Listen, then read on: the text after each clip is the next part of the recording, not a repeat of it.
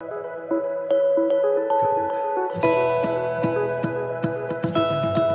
I am.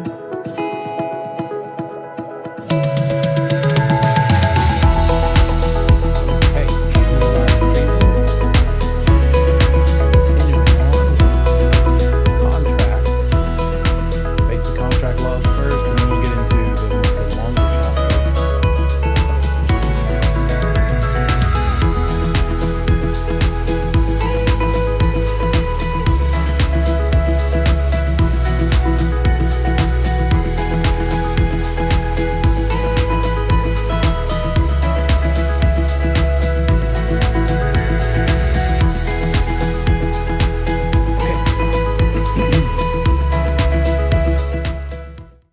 So, Chapter 9 is about basic contract law, and this is going to be material that you'll find on the national portion of the exam because it's just applicable to just contracts in general, not specifically to real estate. 10 will make it more pertinent to real estate specifically. Oh, the quarter term exam, that's going to be found in the class marker, in your class marker login. So if you have that login username password for class marker, that's how you'll access that. Let me walk you through that.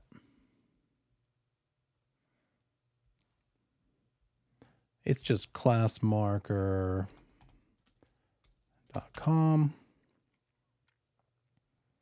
And then whatever your username and password is, go to the right one. And then there we go. So you should have done the license law. Well, no, goes to the bottom. Should have done the relink and syllabus quiz already.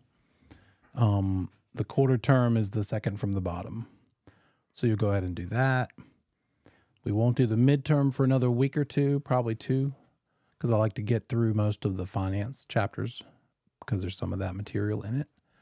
And then we'll save the practice final, both state portion and national portion, for maybe the 8th or 9th week. The license law quiz, you could probably do at any time, whenever you feel like you've gone through that comment section a couple of times. Feel free to go ahead and work on that one too. Does that help?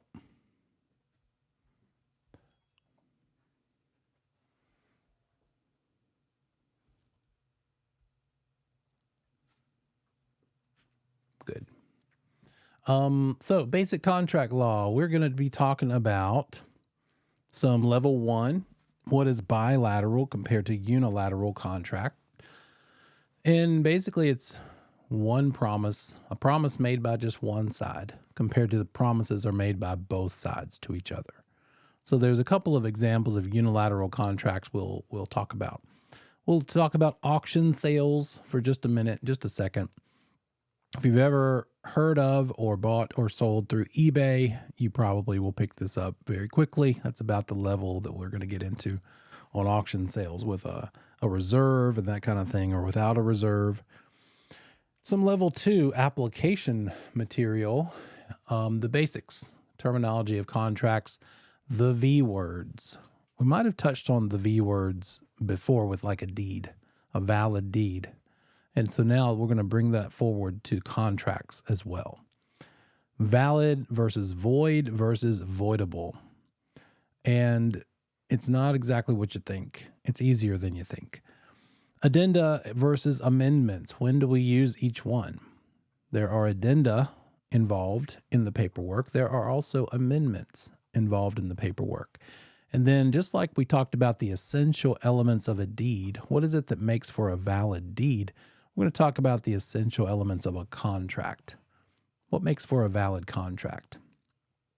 And then requirements for legality of consent. Going back to what's required to make it a valid contract, it includes reality of consent. Level 3, mutual assent, and we'll get more into that shortly. But the basics. A contract is simply promises. Promises in writing made to each other. They may not be in writing, but a contract is legally enforceable promise to do or not do something. The enforceable part is where the writing can come into play. right? We've used these words before, and I think I've used this example with you before, and that is, what's an example every day of something you might do that is an implied contract? You did it this weekend, I'll bet, or at least in the last 7 days. You can do it in the chat, you can speak out. But we do this all the time, an implied contract. It's an implied verbal or actionable contract. Yeah, there we go.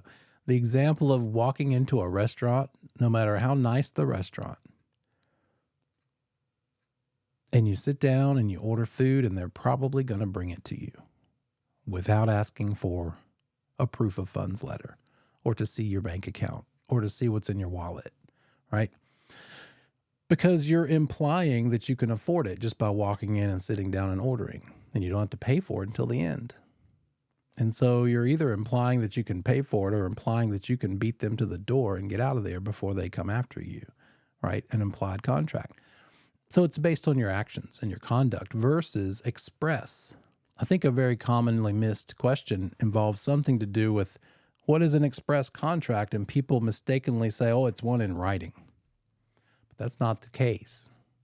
Express just means intentional. You said what you wanted to do, whether you said it out loud, verbally, or in writing. Now, it's better if it's in writing because now it's enforceable in a court of law because you've got things written out in people's signatures, and you can show Judge Judy, she said she was going to do this, and I have it right here, see? In fact, she's going to kick you out if you can't produce that thing in writing. She doesn't have time for verbal, oral contracts. They are unenforceable in a court of law. But an express contract is either written or verbal because it's expressing your intentions. Unilateral contracts just means that one of the parties is making a promise. And a great example of an unilateral contract is an option to purchase real estate. An option to purchase. It's not a contract to purchase it yet. It's a contract that buys you some time. Because you might say, well, Neil, I want to think about buying your property. You know, my property I have here, this 5 acres. And you might say, I'm not sure if I want to buy it yet because I want to wait and see if the zoning meeting next month will allow the zoning change, which will then make the project I have in mind for that property valuable. And if they won't change the zoning suitably to my needs to make it the most valuable to me, I don't want to buy it. But I'm willing enough to pay you $5,000 to sit and hold it for me and give me first dibs. That option term could be a month or 2 or 6 or a year or 2 years, negotiable. How much the term is, how much time you're going to give that potential seller is going to give that potential buyer. And what is that buyer going to do with that time? They're just going to think about it. And it might be because they're waiting for a zoning thing or a road to get approved, like a I-485 outer loop around Charlotte back in the day. And maybe if it comes across a certain road that's near this property, that property will eventually be worth more because the McDonald's or a gas station will be more potentially interested.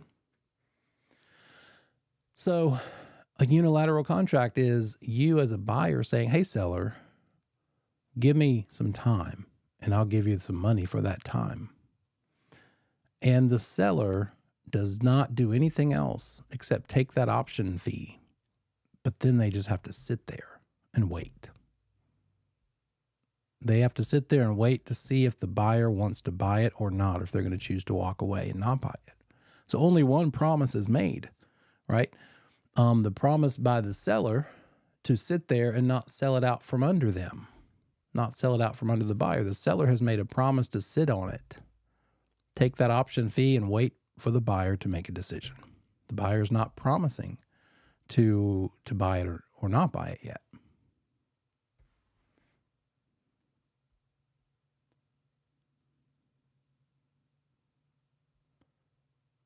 One second.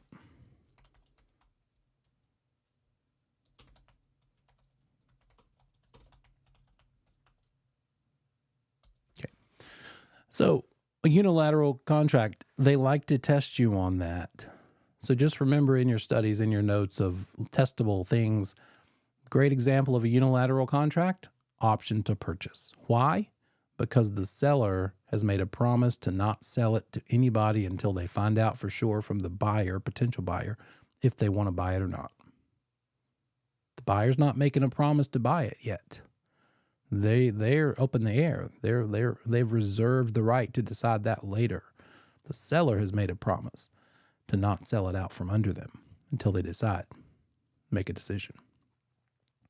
A bilateral contract is the one that we all know and love. It's the one that we get paid on the most, and it's your typical plain old contract where one party has made a promise to give something of value, probably money, in exchange for the other party giving some other thing of value.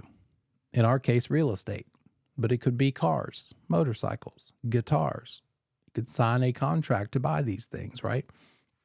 In real estate, the buyer's saying, I will either borrow or come up with cash to buy this property. And the seller's saying, okay, you give that to me on a certain date in the future and I will sign over the deed to you.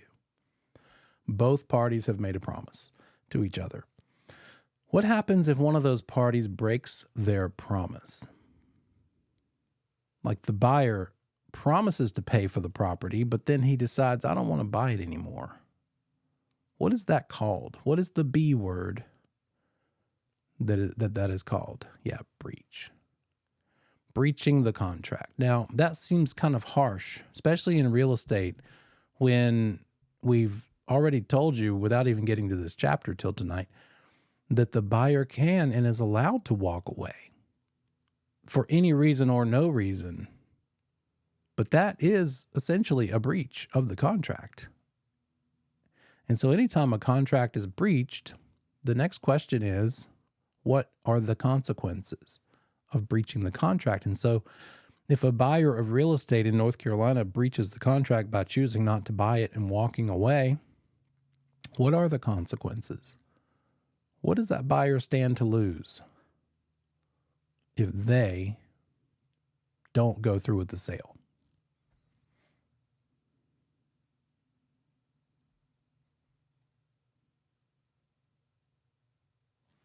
What's that thing called? There it is. Yeah. The due diligence money and the earnest money. I don't know why those stripes came about, but it's kind of cool unless it gives you some sort of dizziness. Due diligence money. Oh. There we go. Due diligence and earnest money. When is the due diligence money due? When do you have to give that? I think we've talked about it enough that you probably can get this question. At what point in the process in real estate does the buyer have to give the due diligence check? Yeah, good answers. After the contract is signed. You wouldn't want to give it to the seller before the contract is signed because the due diligence check is paid to the order of the seller. That check is made out to the seller's name. It's never going to go into a trust account.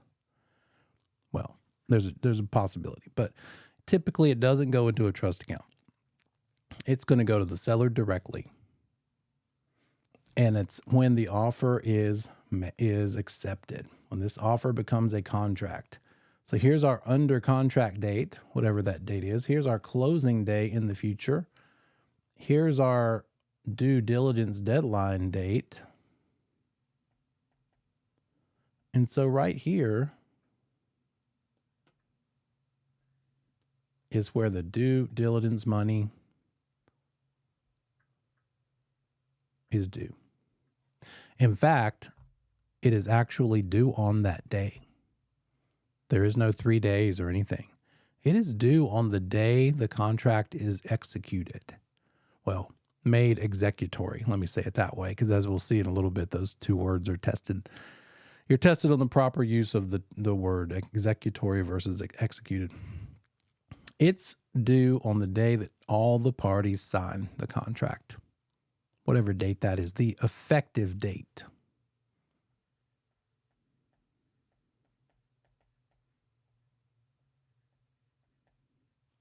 In fact, if that due diligence money is not turned over to the seller on the effective date by midnight that day, then the seller could get mad about it and could, in writing, tell the buyer's side, hey, you should have had this to me by midnight today and you didn't. I'm giving you 24 hours notice. If you don't give it to me within 24 hours and it can't be a personal check anymore, it could have originally, but not anymore because you went past the deadline of effective date. Now it's got to be in ready funds. Certified check, bank check, cash. You better get it to me within 24 hours or I get to walk away. And this contract is dead and I don't owe you a thing. Usually that's not going to happen in real life, but that is a testable thing that you need to know. When is the due diligence money due? On the effective date. Effective date we'll learn about right now. And that is the date that everybody has signed and communicated. There's another important piece that you repeat attenders will quickly correct me on. It's not just about signing the paperwork. It is communicating that it has been accepted to the other side. We'll get more into that in a little bit.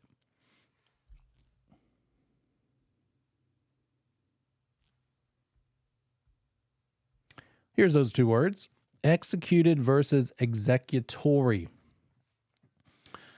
You can show all your friends, all your new real estate friends when you get your license, you can show them how smart you are and probably make some of them not like you, by the way, so don't do this.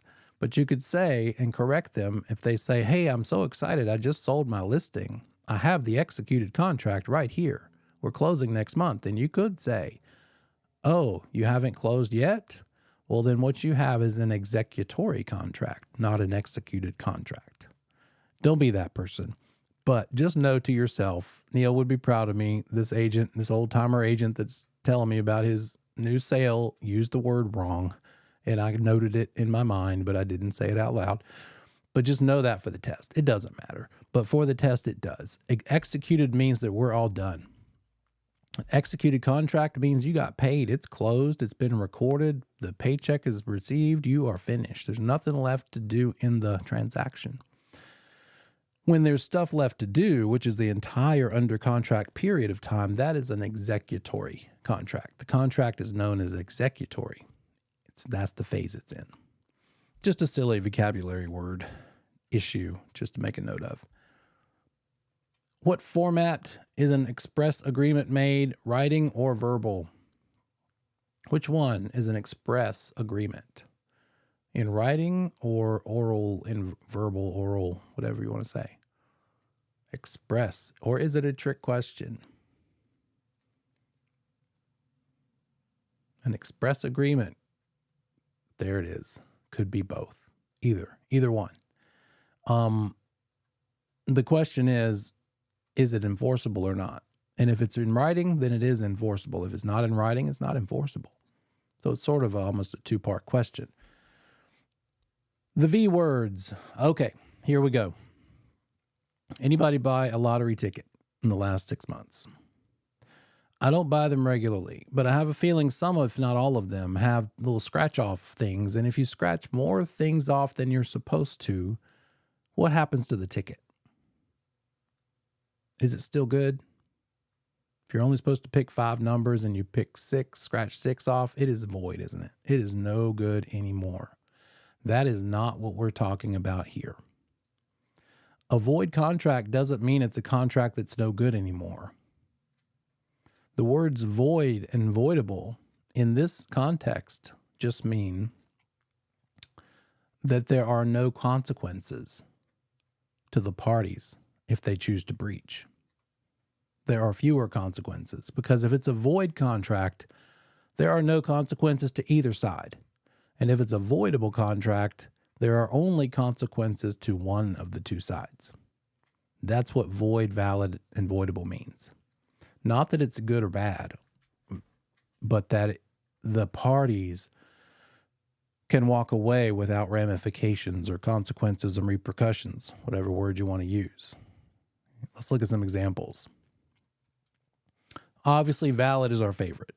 That's the path of least resistance, the least amount of drama, and a nice, less stress transaction because it's enforceable in court. It's in writing, so the judge has something to work with. The judge can say, hey, party A, you promised to do this. I have it right here. Here's your signature. Party B, you promised to do that. In exchange for the A's this, I've got it in writing. Much easier to hold them accountable to each other. What makes it enforceable? That it is in writing. And so a valid contract means there's no problems with either the paperwork or the people involved in the contract. No problems with the paper or the people. What could be an example of something that is wrong with the people involved that could affect the validity of the contract? How could the people be the problem? Oh, there we go. Some good words coming in. Got 2 out of the 3 already. Mental capacity of one of the parties, Alzheimer's, dementia.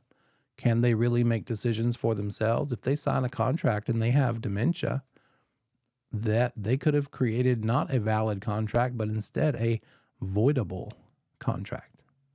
If they are underage, 17, not 18, and sign a contract and you are of age, then they can walk away at any point because you signed a contract with an underage person. It's okay to do it. You're allowed to. It's just that the whole time you're under contract, you're going to be nervous because there are no consequences to them if they just up and decide not to do it anymore. They want to walk away. There is no enforceability that you have over them because you chose to enter into a contract with an underage, less than 18-year-old person. And then sober. If someone signed the paperwork while under the influence, drugs or alcohol, same thing. The case could be made by them later that I was drunk when I signed it, so therefore I shouldn't have to go through with this sale. And therefore it is no longer a valid contract, but it is instead voidable, able to be voided if that one party chooses to. So when you see voidable, flip it around, able to be voided by one of the parties, because one of the parties is one of these 3 things. As Deborah says, 18, sane, and sober. They were not if they were any of these 3 things, not 18, not sane, not sober, what we have here is a voidable contract. Here's something to notice, though. Even though it's avoidable by that 17-year-old YouTube millionaire kid, right? Even though they could walk away, maybe they don't. And that works too. Good for you. You were nervous the whole time, but they went through with it, got to closing, signed the papers, and it worked, and you had a successful sale. So an avoidable contract could be successfully closed. It's just that one of the 2 parties could have backed out with no consequences this whole time because they were either not 18, not sane, or not sober. Does that make more sense?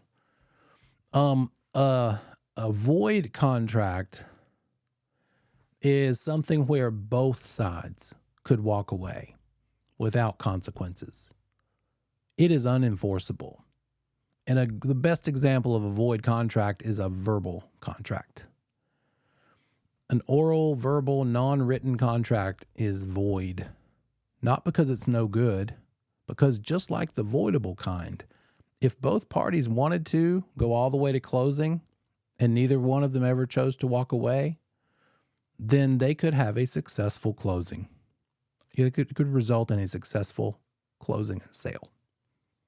So valid, void, and voidable, all 3 could result in a happy closing day. Valid is going to be that both parties have consequences for walking away. So it's a lot stronger, a lot more secure. In real estate, inevitably, more times than not, either from the initial negotiation of price and terms, or later during the repairs, somebody's probably going to get a little fussy. And they're going to be tempted and at least think to themselves, am I mad enough about this to walk away and forfeit my due diligence money? So a valid contract is kind of holding them a little more firmly into the groove of this successful transaction because they have something to lose. They have consequences for walking away.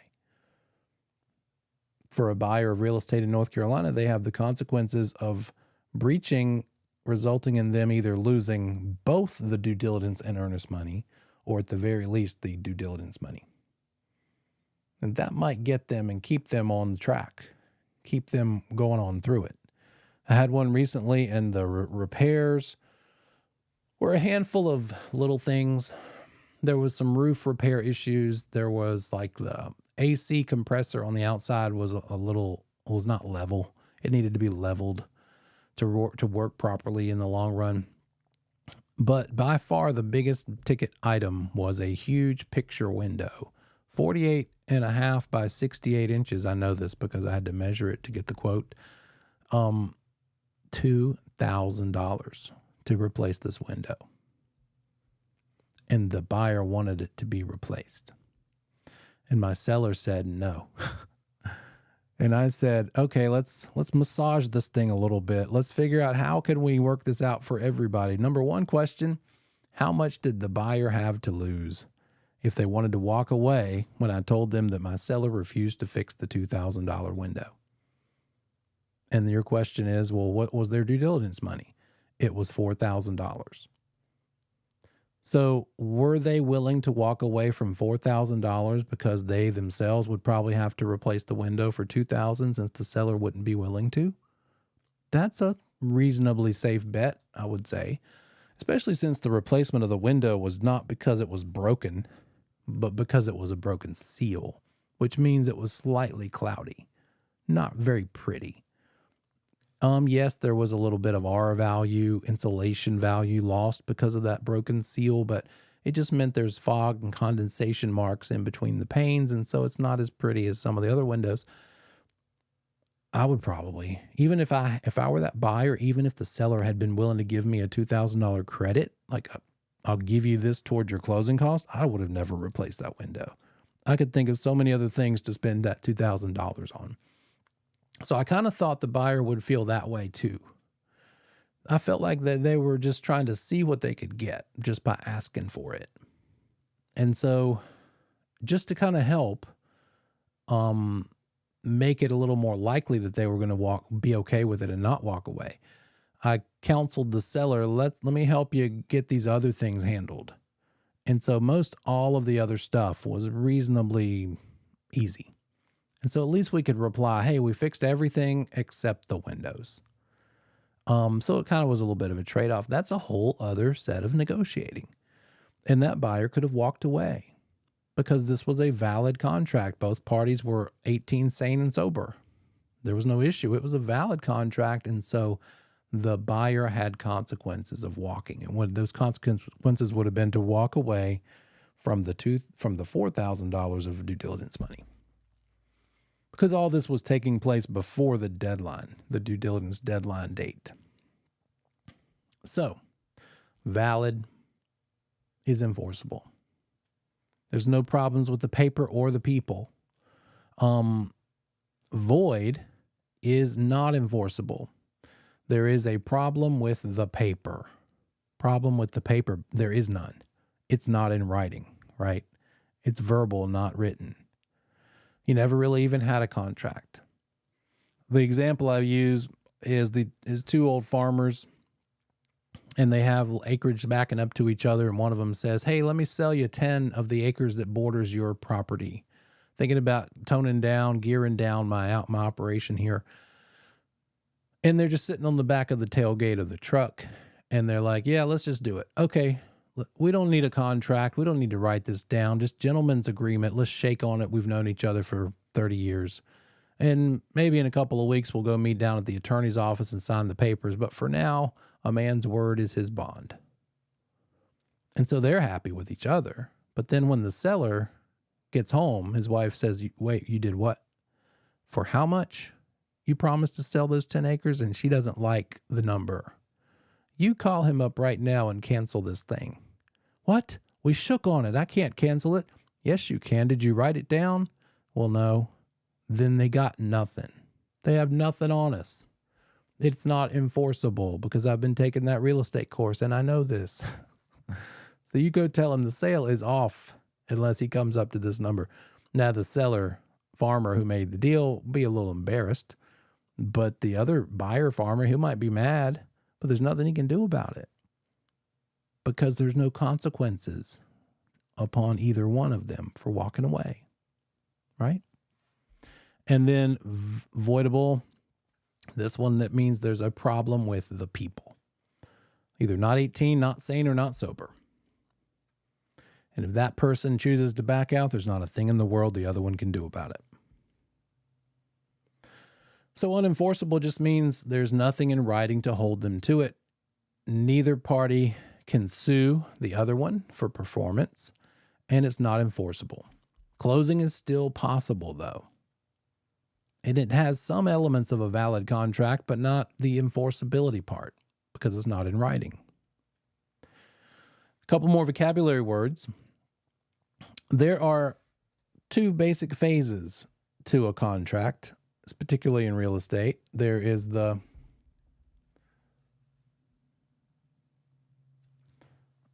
offer stage, and there's the acceptance stage or under contract stage. And so when we are making an offer, part of that offer is going to be writing a check for due diligence money and earnest money. But until that offer is accepted, we're not going to give this over to them because it's written out to the seller. We don't want to just hand it to them and let them cash it before they sign something. But we are probably going to take a picture of it and show that it exists, or at least write it in the contract and say, yeah, if you accept this, we will give you this. What else is a part of this offer? It might be something talking about the money. In that offer, they're going to say, I'm going to pay cash, or I'm going to get a loan, or I'm going to do both, or I'm going to use a special knock-up program or some sort of first-time buyer program, some details about how they're going to pull this off. It's also going to talk about maybe stuff. I want the couch. I want that big desk. I want the chandelier. Or the seller might say, I want the chandelier. I'm not leaving it with the house. The offer might also include some sort of contingency. A contingency means I'll do that if you do this. It means one example of a contingency would be a buyer who says, hey, seller, I'll buy your house, but only if I can get my house sold first. So this contract is contingent on that sale going through.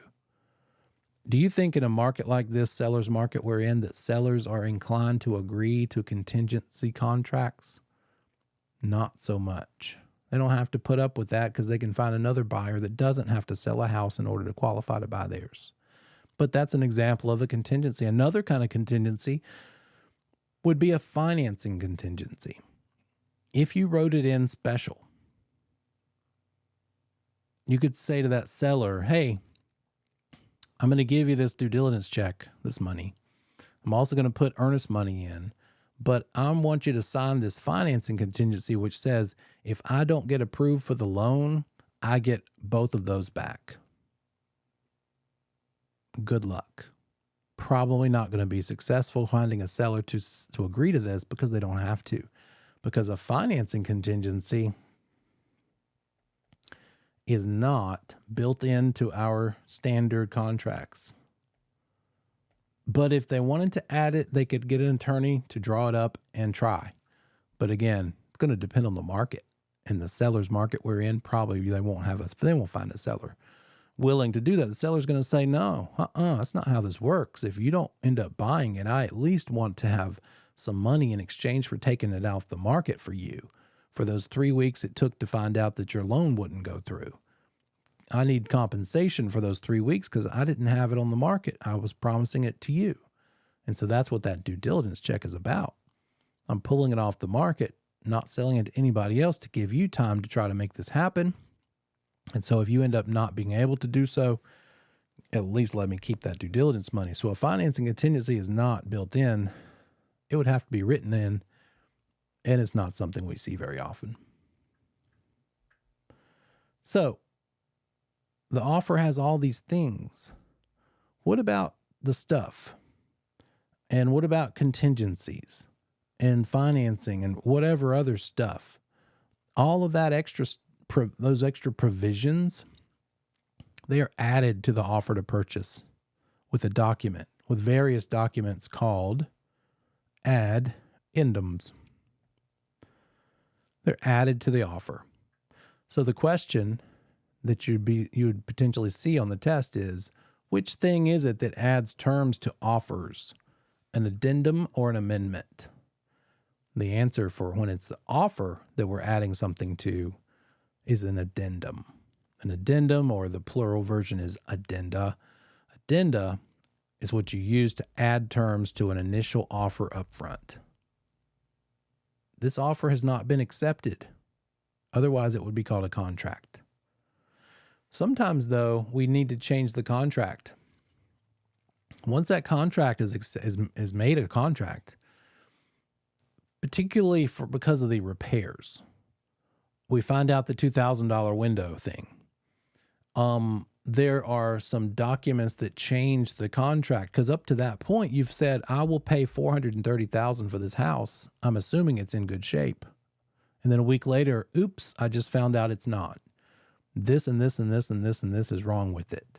So now I want different terms.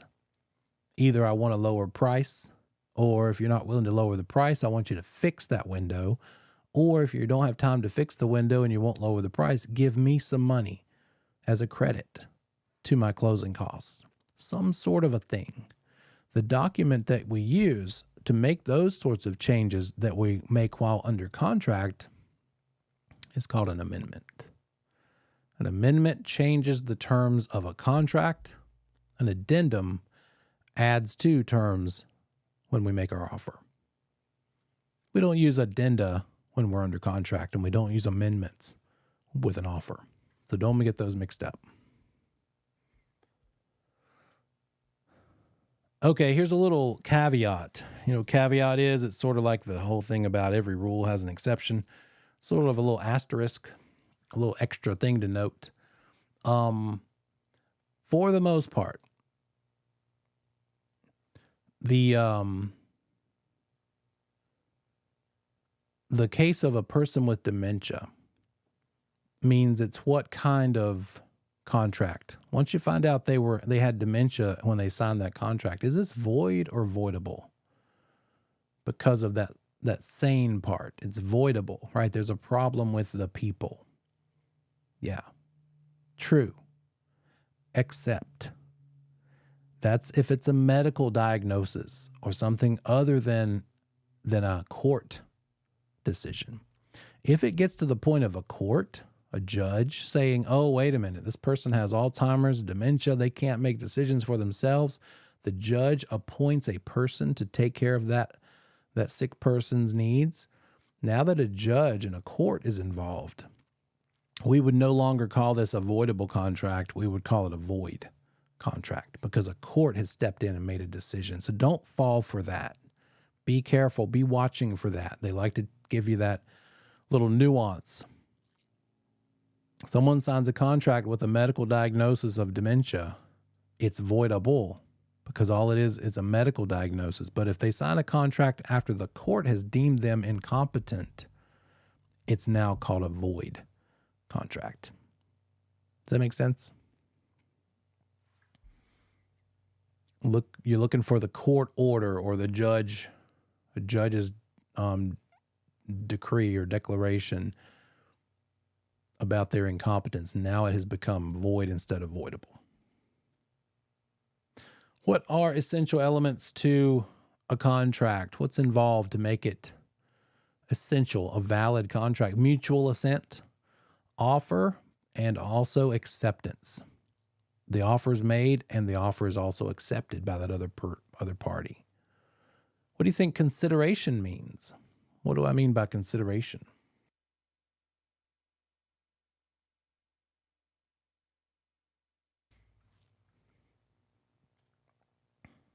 What's the word consideration talking about? Being nice and polite? Oh, you look lovely today. How considerate. Nope. It's money. Something of value. Typically money, checks, cash.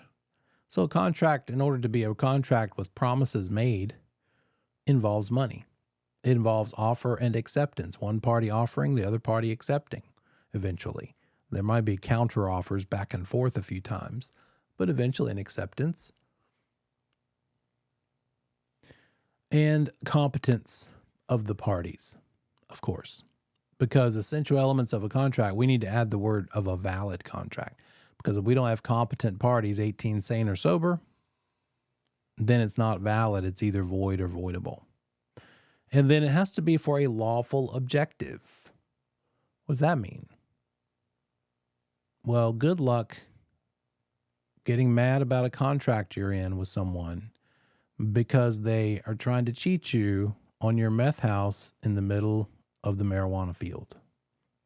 Go to Judge Judy and say, hey, they're cheating me on this meth house. I'd had it inspected, and she'll say, what house? Get out of my courtroom, but stop and see the bailiff on the way. Got something else for you today, right? It's not enforceable if it's not lawful objective, is the point there, right? What is this weird word, this weird phrase, mutual assent?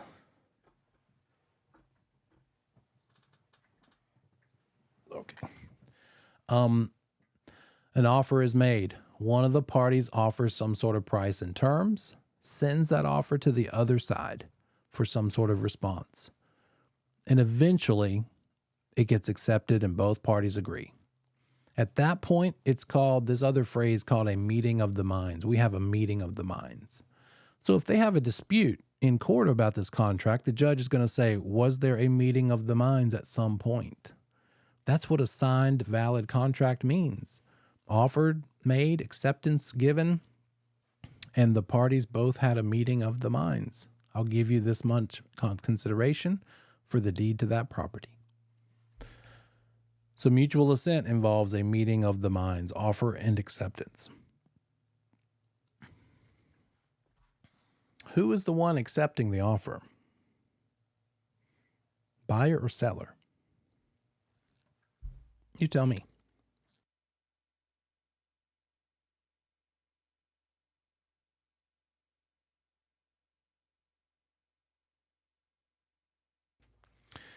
That was, LeVar got it. That was what we call a trick question. My favorite answer. It depends. It's this guy, because maybe there's counter offers back and forth, right? And if there are counter offers, I'll find my slides. There we go. If there are counter offers, then who knows? Could be either one. It might look like this. I like to do it this way, and we'll use this quite a bit. We've got the buyer's side and the seller's side, and we've got that fence down the middle, and an original offer is made, an offer to purchase, and it's sent across the fence, and that seller says, I like everything about this offer except the price needs to be higher. They say that a lot. And so then they send that offer revised, and now it is a counter offer. Little side note about counter offers that we'll say a million times. What is a counter offer? First and foremost, it is what? What does that counter offer do to that original offer?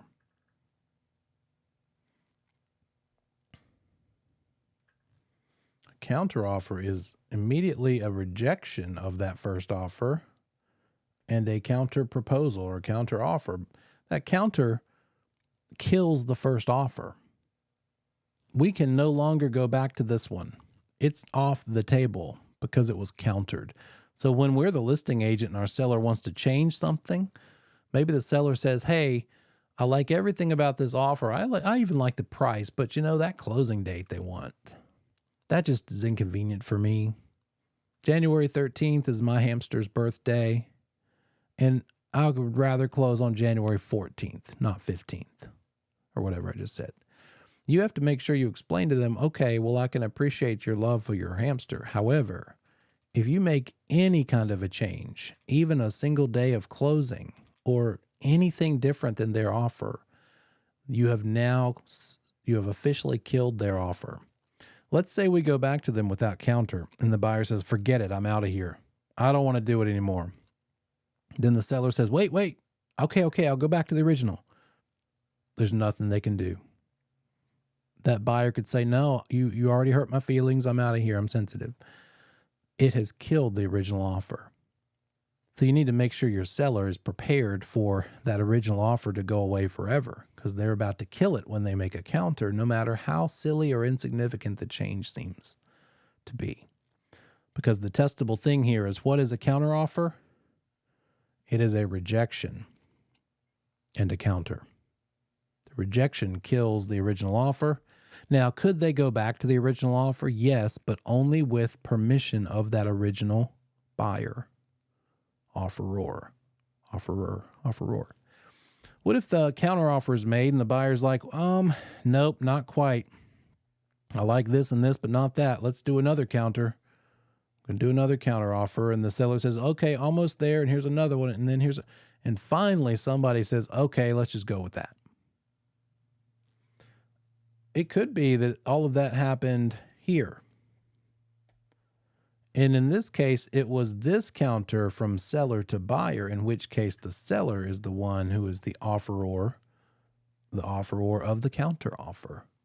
And the buyer is the offeree, the one accepting the offer that was made by the seller. So just know your words and keep track of going back and forth. And that's what scratch paper's for. Make this diagram. Make your little fence right here, your net, your volleyball net, your buyer's side, your seller's side. And just sometimes on the test question, you have to think, okay, it went over here.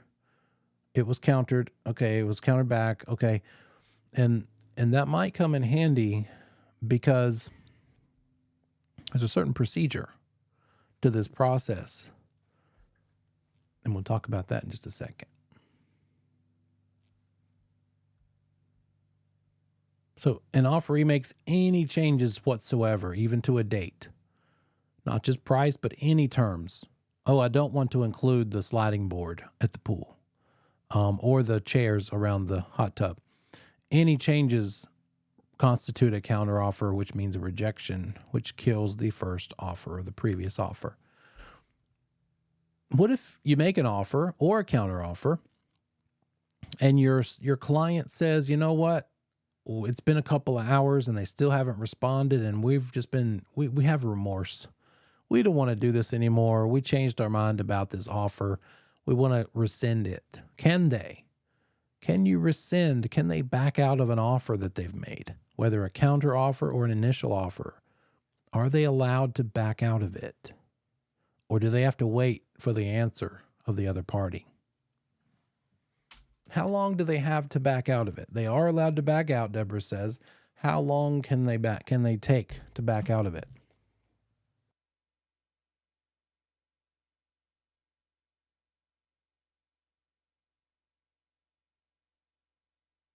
That's right. Anytime, up until it's accepted. So they better hurry, just in case. If they're the least bit unsure, they may not want to sleep on it because they might get news the first thing in the morning that it was accepted, right? So that counter offer or any offer can be withdrawn before acceptance happens. A counter is just a rejection of that original offer, creating a new one. And here's another thing.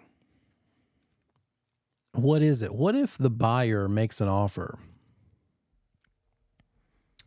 and the seller, the listing agent, sends it up to the seller, like emails it to him? Here we go. Here it is. Here's this. It goes to the listing agent on behalf of the seller. Here's our little offer to purchase. It's got the buyer's signature down here. That listing agent gets it in their email from the buyer agent, and they send it on up to the seller. And the seller likes everything about it. And the seller signs it. And the seller scans it and sends it back down to the listing agent by email. And then the listing agent walks across the street and gets hit by a truck and dies, and nobody knows. And this email is just sitting there floating, and the seller's still waiting to hear, well, wait, what happened with my offer, my acceptance? Do we have a contract? We have a signed document floating around in the email, a document with both the buyer's signatures and the seller's signatures. And we have communication from the seller to their own listing agent via email. Are we under contract or not?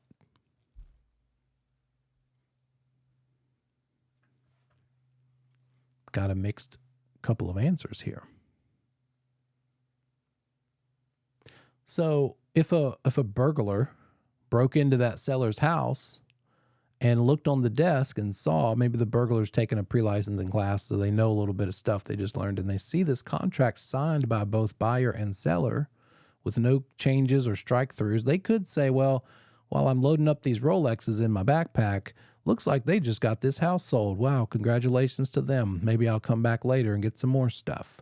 But that burglar would not realize that the signing of the contract is not enough. It's the signing, which is offer and acceptance, but then it's also, Victor says, communication that makes it an effective, signed, executory contract. That's the question a judge is going to ask if it all goes sideways. Did you communicate it?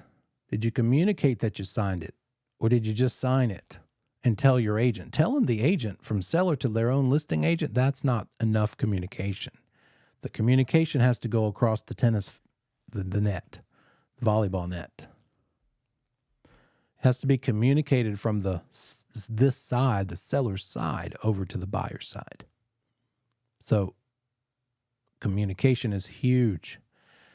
And they like to test you on that. So watch out for that moment. They'll give you this long paragraph of all this happened, that happened, and the buyer agent told the listing agent, who told the seller at this date on this time, and the seller told the listing agent they accepted it. The listing agent then told the buyer agent that it was accepted. At what point did it become a contract? And it was the point at which it crossed the tennis net, the volleyball net, back over to the buyer's side. Or the opposite side. Now, the note there on the slide that we just left was about this. Recap. Let's do a little review. Who is the selling agent representing? If you hear the word selling agent, who are you thinking that they're helping? Who is the selling agent helping?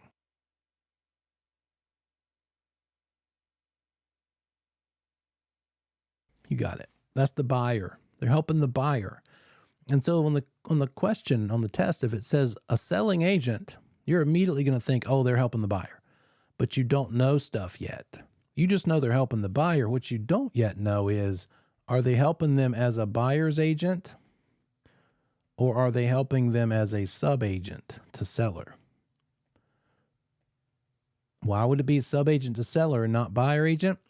Because the buyer refused to sign the buyer agency agreement, and therefore by default, you're a sub-agent to seller. And so that's where that crazy phrase might come in that you now are prepared to handle: a selling agent helping the buyer as a sub-agent to the seller. And while that might have freaked you out 3 weeks ago, now you're like, oh, that's no big deal. Selling agent it's redundant to say that they're helping the buyer, because we know they are, because we're calling them a selling agent. And they're a sub-agent to seller, which means that buyer, for whatever reason, wouldn't sign a buyer agency agreement. So therefore, the default situation here is this. And so what if this buyer is being represented by a buyer's agent, not a sub-agent to seller, and they make an offer, and that offer is accepted by the seller and communicated to the listing agent, are we under contract yet? Seller has told their own listing agent that they are okay with it. It's not enough, is it? That might be a little easier to read. It needs to be communicated over. And when the listing agent tells the buyer agent, because the buyer agent is the best possible kind of representative that buyer could have, much better than just being represented by a sub-agent to seller, then that's enough. That's good enough for the listing agent to communicate to the buyer agent. Now makes it a contract. In other words, if the buyer is, maybe they lost their phone, they can't be reached, and then when they finally are reached tomorrow morning, their agent says, good news, they signed it and they told me last night and you now bought a house. And the buyer says, oh no, I wanted to change my mind and back out. It's too late. It's now been communicated to the buyer agent last night. That's when it became under contract. You with me? But what if instead of a buyer agent, that buyer's working with a sub-agent to seller? Let me get rid of all this mess. So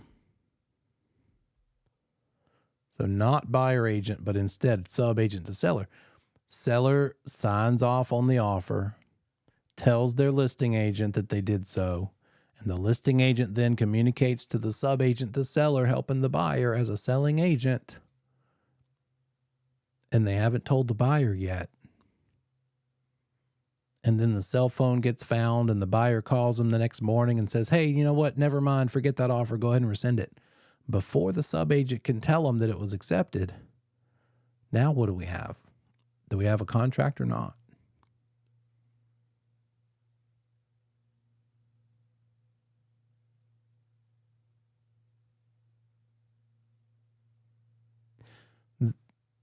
That sub-agent to seller, the minute they got this accepted offer communicated to them, they needed to make a mental note in their minds and think, anytime my client calls me, I need to not answer hello, but answer, it was accepted. So we could tell them that before they tell us to back out. I'm just kidding. You would want to do what the client wants to do first. But that's the difference. When it was communicated to this sub-agent to seller, it wasn't good enough. It's only accepted and communicated and now actual contract when that sub-agent tells the buyer.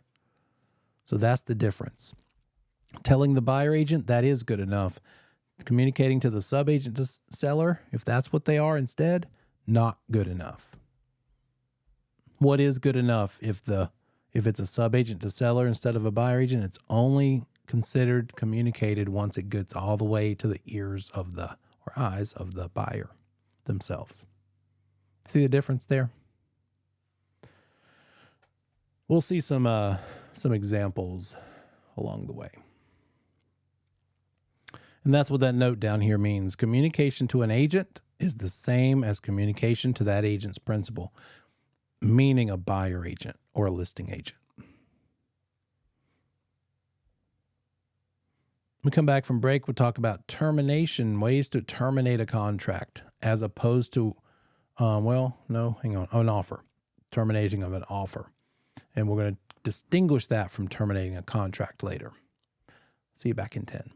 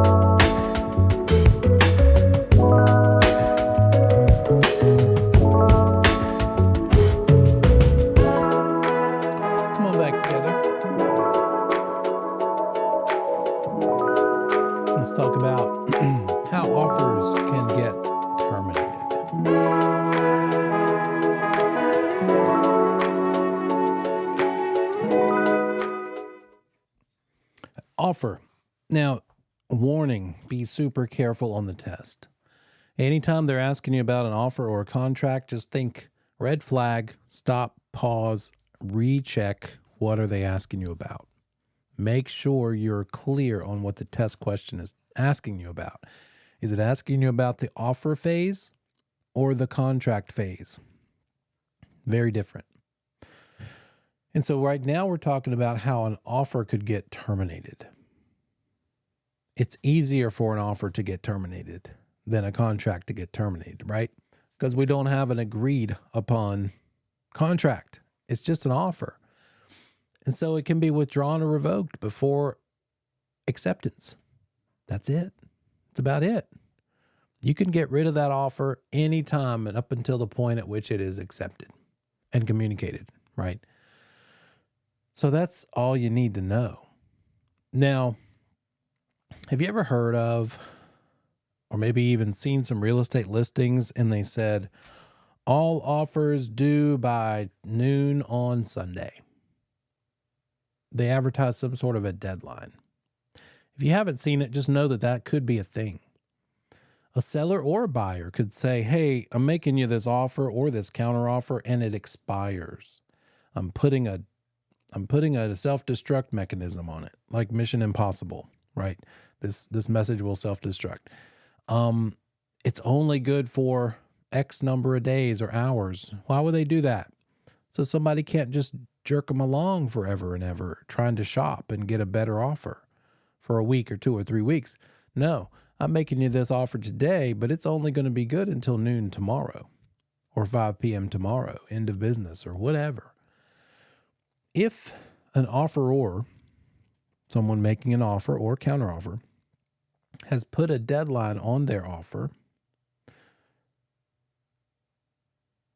when can they rescind the offer? What if they change their mind before the deadline comes along? Deadline's tomorrow at 5 p.m., but tomorrow at 10 a.m., they realize, you know what? I don't really like this house enough. I don't want to do this anymore. But they've given a deadline of 5 p.m. When can they rescind the offer they've made in light of this deadline?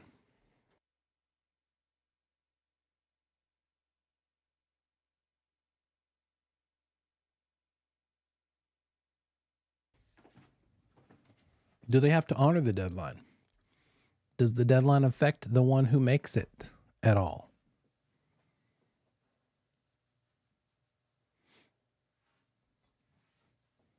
The thinker, isn't it?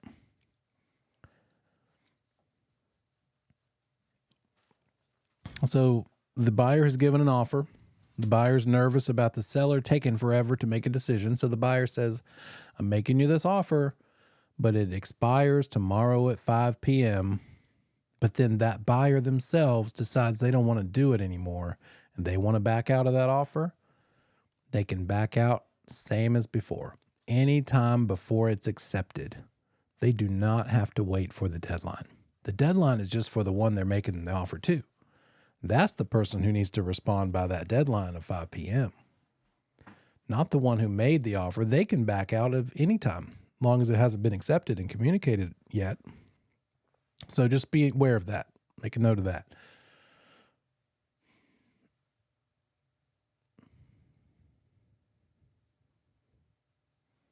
What happens if the offeree, the one that received the offer, waits until 5:01 p.m. to accept it? Do we have a contract? If they accept it, sign it, accept it, and communicate that they signed it at 5:01 p.m., do we have a contract? No, because it died a minute ago. It had that self-destruct mechanism. It was no good anymore. They were too late. Now, could it be resurrected? Could it be reenacted? And could you call that buyer and say, you know what, I'm sorry, I didn't realize the time. I do want to go with this. Would you honor that original offer? You'd have to ask, and they would either grant it or not. In real life, they'd probably go along with it.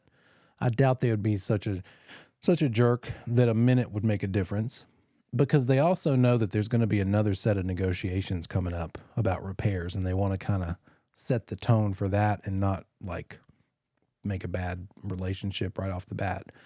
But officially, yeah, it's gone, and it's only for that original offeror to decide to honor it still or not, because it had the deadline attached to it. In Chapter 10, we're going to look at a variety of addenda and amendments, one of which is called an additional provisions addendum, and that has the place on it for a deadline to be given. That's what we use to say, hey, this offer comes with a deadline. So I'll show you how we pull that off in real life in paperwork. We know that consideration is anything of value bargained or exchanged for, typically money. Earnest money. We've talked about these two things, earnest money and due diligence money. But let's talk about earnest money particularly. It is not consideration. It is not the item of value. It is not the legal definition of earnest money is not that. The consideration, let's chart it out. We've got our under contract moment of time. We've got our closing date in the future. We've got our due diligence deadline. So at what point,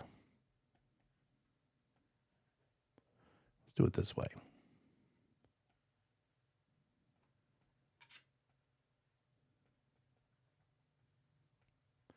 At what point in the timeline is the earnest money refundable to the buyer? At what point in the timeline could the buyer back out of the deal and get their earnest money back? 1, 2, 3, 4, or 5?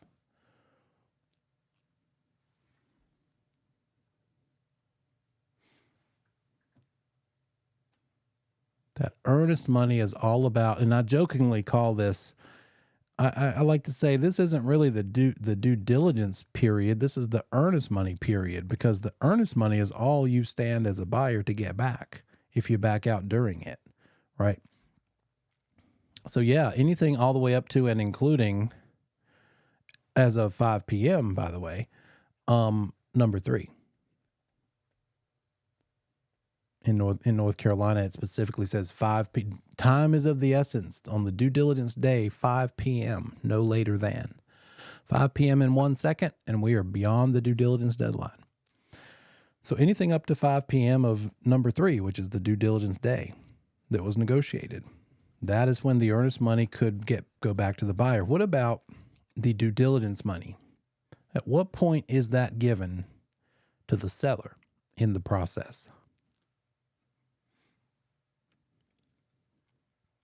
The due diligence money goes to the seller at what point along the way of this timeline?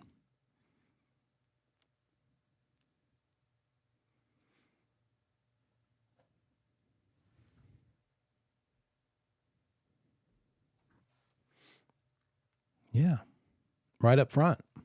When that offer is accepted and communicated that acceptance, and we now have an effective date, which is number 1, the day it goes under contract.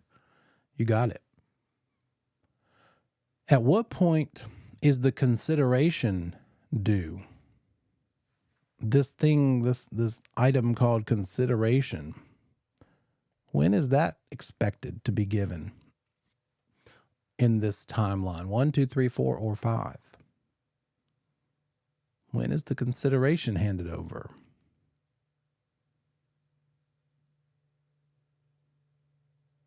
You're good. You guys are good. That's all the way at the end, because the consideration is not the due diligence money, and it's not the earnest money. Don't call earnest money consideration. That's an easy testable item. What earnest money is basically good faith money. It's showing that you're serious, that you're a serious buyer.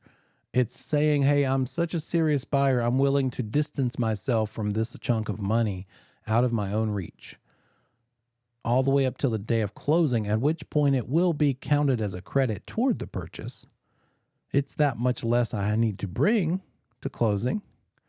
But along the way, it's considered good faith money. And then due diligence money is basically another one showing you're serious, but it's that non-refundable. Can the buyer reserves the right to back out for any reason or no reason, but still loses that due diligence money, even if they back out for no reason at all. So earnest money is, also not required. Neither one is required. Is earnest money required? No. Is due diligence money required? Could that be zero? Could a buyer get away with giving zero money to the seller in due diligence money?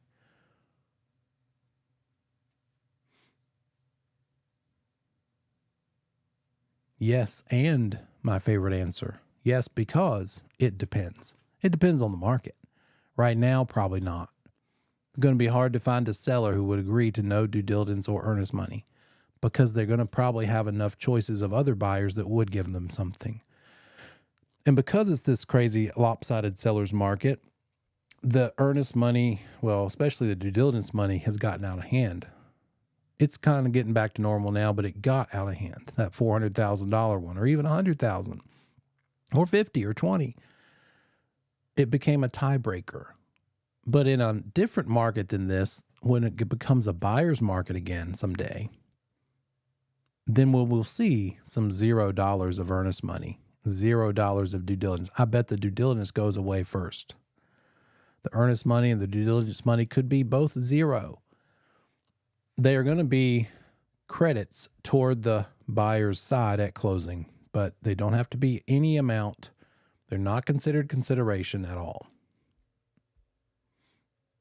We know this already. Capacity of the parties means lawful objective. We know this. A valid contract must be for a lawful objective, not illegal purposes, and not involving discrimination. If it involves illegal purposes or discrimination, then it's not enforceable in court. So the example of that 17-year-old YouTube millionaire, halfway through the transaction, the seller decides they want to back out of the contract. The seller is 38 years old. The buyer is a 17-year-old. Is this a voidable contract that the seller can get out of if the seller changes their mind and the seller's the 38-year-old and the buyer's the 17-year-old? It is a voidable contract, but not in the favor of the seller. It's voidable because of the 17-year-old. If the 17-year-old decided not to go through with it, then that makes it voidable, and there's no consequences for the seller. There's nothing the 17-year-old would lose. They are free to back out if they want to.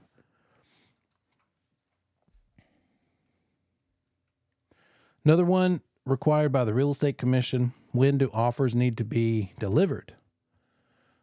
Whenever you're a listing agent and you receive an offer, just think about this. You are an extension of the seller, and you need to represent that seller properly. Do you think the seller wants to know as soon as offers come in? You bet. And so you need to deliver offers to them as soon as you get them. So the best answer of when must offers be delivered, the best answer is ASAP, as soon as possible, as soon as you get them in. But absolutely drop dead no later than 3 calendar days. Why might that be a thing instead of the ASAP? Well, you have a life. We're not expected to just sit by the email, sit by the phone, waiting for that one client's offer to come in, right? You go to the movies for 2 hours. You come out of the movies, you see you've got 3 offers in your email. Okay, you didn't need to be watching during the movie, but now you got 3 that have shown up. Now go ahead and send them over. Send those 3 offers to your client.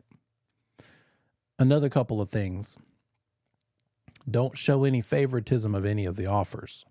Don't give them to your client or make any mention of which one came in first. Now they're going to see it probably in the chain of the email timestamp, but you shouldn't say, well, you need to give more appreciation for offer A because it came in first dibs. Dibs don't matter. When something came in should not influence the seller's decision of whether to accept it. And we shouldn't be a part of that. We're just going to pass them along to the seller as soon as we get them. And if we get 3 in one little bundle over a course of a 5 or 10 minute period, just shoot them all on over there. You don't need to say this one came in at 303, this one came in at 307, and this one came in at 315. No, just send them over as soon as you get them. And as soon as you can, but no later than 3 calendar days after receiving them. Maybe you go on a trip, and when you come back 2 days later, you need to have something in place so that either you or somebody taking care of your business can get any potential offers that come in, either over to the client immediately, but not later than 3 calendar days. A couple other little notes here. Do agency agreements have to be in writing? They do. We learned that last chapter. But is it the statute of frauds which says things need to be in writing in order to be enforceable? Is it because of the statute of frauds that agency agreements have to be in writing? No. Statute of frauds means legal documents, certain legal documents need to be in writing in order to be enforceable. Just memorize that definition of the statute of frauds. It's a basic contract provision. It's enforceable if it's in writing. It needs to be in writing in order to be enforceable. That is the definition of the statute of frauds. But we also learned that agency agreements have to be in writing.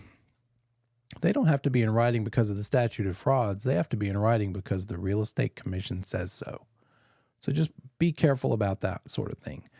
Make sure you know why things have to be in writing or not. Contracts have to be in writing in order to be enforceable because of the statute of frauds requiring it. But agency agreements like a buyer agency agreement or a listing agreement, that has to be in writing that has to be in writing because the Real Estate Commission requires it.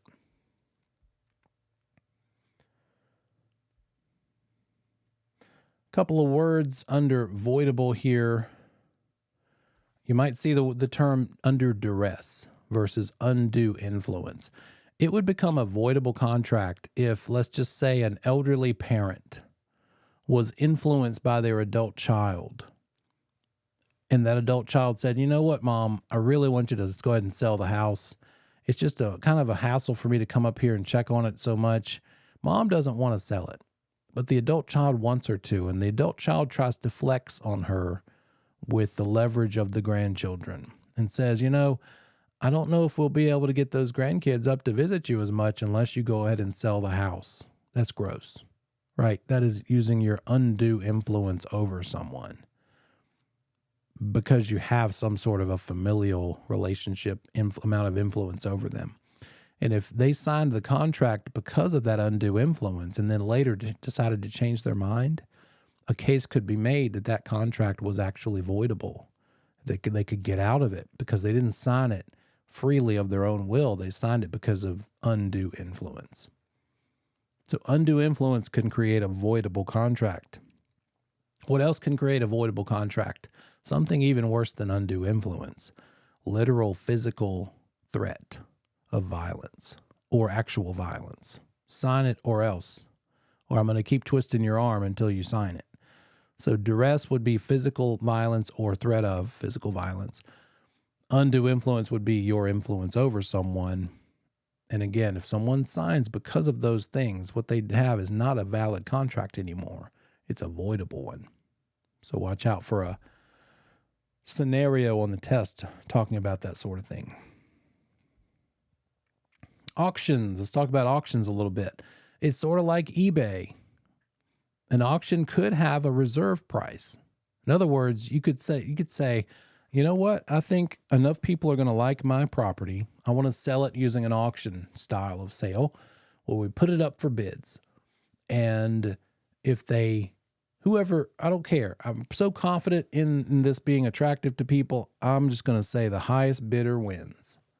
If you're confident enough in what you have to risk enough bids coming in that it's going to get up to a high enough number that you're happy with, then that would be an auction without a reserve price.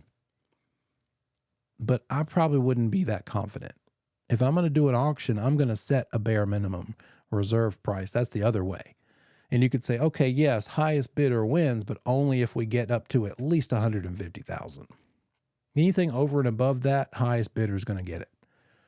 But if it's 147, I'm not selling it, and I don't have to, because this auction has a reserve price, a bare minimum.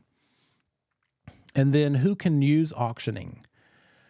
Who can do it? What do you have to have in order to use an auction to sell a property as a broker?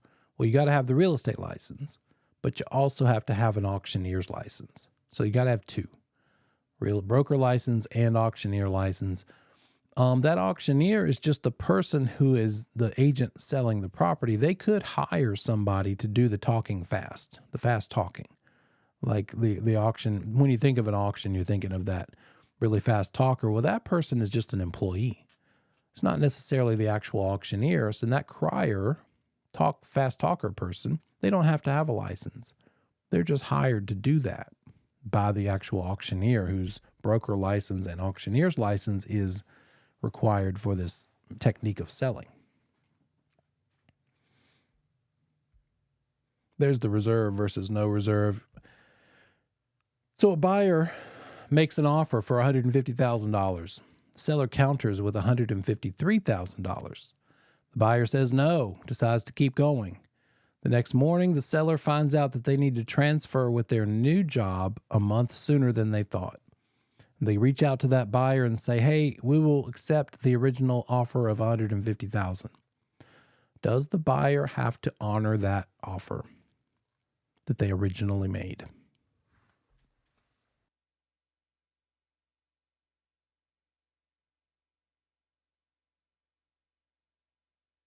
Why not?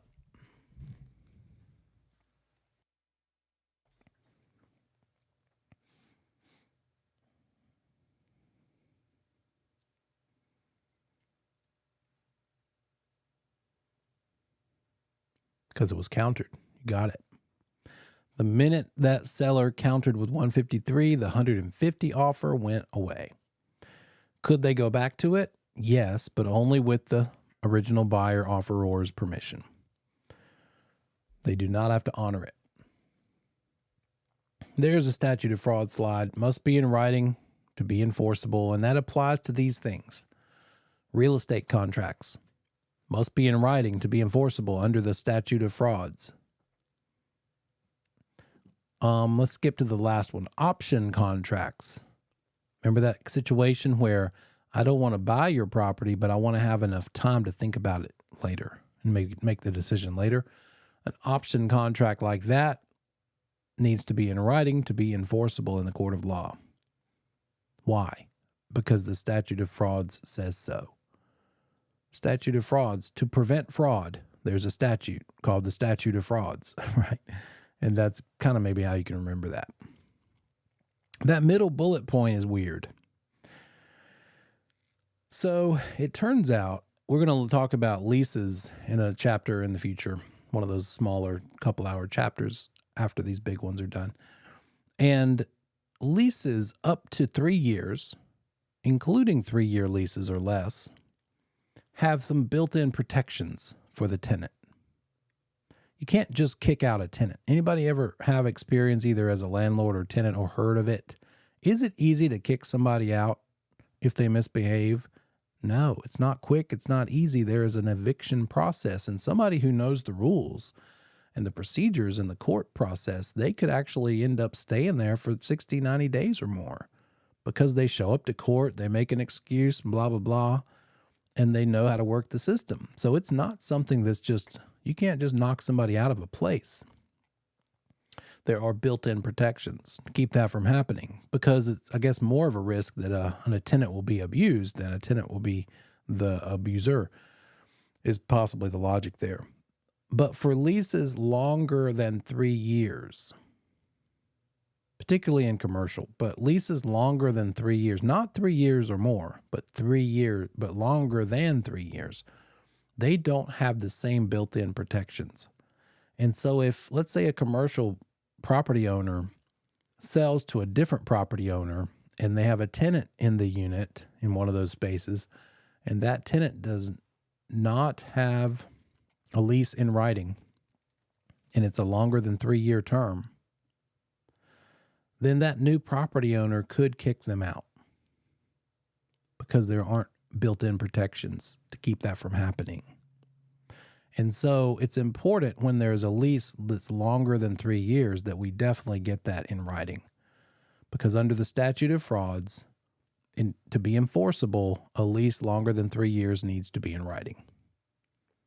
It's kind of weird, kind of long and drawn out and complicated sounding, but just note that's as involved as it was going to get. Just when you're seeing something about statute of frauds and leases, think longer than 3 years.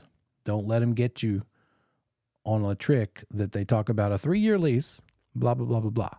Nope, not enough. It needs to be longer than. A 3-year and 1-day lease would need to be in writing in order to be enforceable, right? So watch out for it. This one, Uniform Electronic Transactions Act, this legislation says, thank goodness, I'm so glad this exists, that I can sit here on my butt, on my phone, and write a contract and send it to you for electronic signing, and it is good and valid. And I don't have to come to you in person to get it a wet signature in writing, pen to paper. Electronic signatures are legal and binding, just as much so as what's called wet signatures, where the ink is drying on the actual paper. That's what a wet signature means. So an electronic or e-signature is a legal contract. There have actually been problems and issues with like a condo development that made it so automatic on their website that you could literally go on the website, pick the unit that you want, do the electronic signing, send them like a deposit, and pretty much make a contract without ever talking to a salesperson. And some people didn't realize that. They thought they were just inquiring. Turns out they actually bought and obligated themselves to a contract because all of those essential elements were in place. So be careful, right? So if the question on the test says, which legislation is it that says electronic signatures can create a legal contract? Is it the UETA? Is it the Statute of Frauds? Is it the Connor Act? Or is it the Tenant Security Deposit Act? It's going to be something like that, where they'll give you a choice of things that you've seen before. You're going to have to know it well enough to realize, oh, that's the one about signatures. The Uniform Electronic Transaction Act is what makes electronic signatures legal and binding.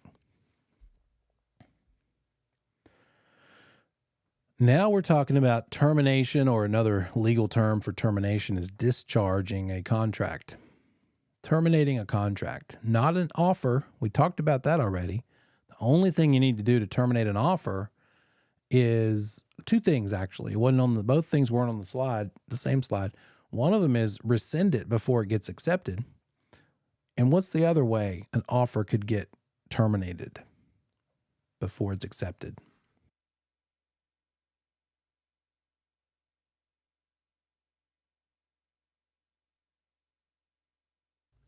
We did talk about it, but it wasn't on the same slide, the termination slide last time.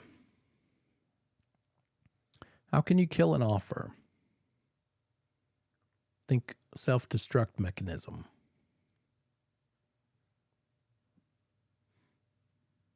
That's true. Death of the party could kill an offer. That is a good point. Rescinding it, death of the party, but also putting in, there it is, Deborah says, an expiration. An expiration kills it too. But now shift your mind over to a contract. We're not talking about an offer anymore. We're talking about now it has become a contract. And how do contracts get terminated? Well, the best way is the way that results in us getting paid, and that is full performance. Successful, happy closing, got paid. Everybody's paid. Deed is traded for the money. Another way is agreement of the parties. You could be under contract and the buyer and seller, for some reason, maybe they're disputing over repairs and the buyer says, I didn't know it had this much wrong with it.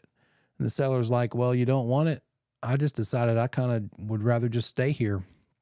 So if you're cool and I'm cool, let's just agree to disagree, agree to not buy it, go through with this anymore. And so the two parties could agree not to go through with the contract. No harm, no foul. They could even say, hey, you can have your money back if you can give me my property back. Anything is possible. But think about you as the agent watching them agree to back out of this contract, and it's like 60 hours of your time that's about to get flushed down the toilet. Could you potentially go after your commission and say, that's all well and good, guys, if you want to back out of your contract, but somebody's got to pay me for my time? Yeah, there it is. If you can prove in court that you have procured a ready, willing, and able buyer, just because they're agreeing to get rid of that contract doesn't mean that they don't have to pay you anymore.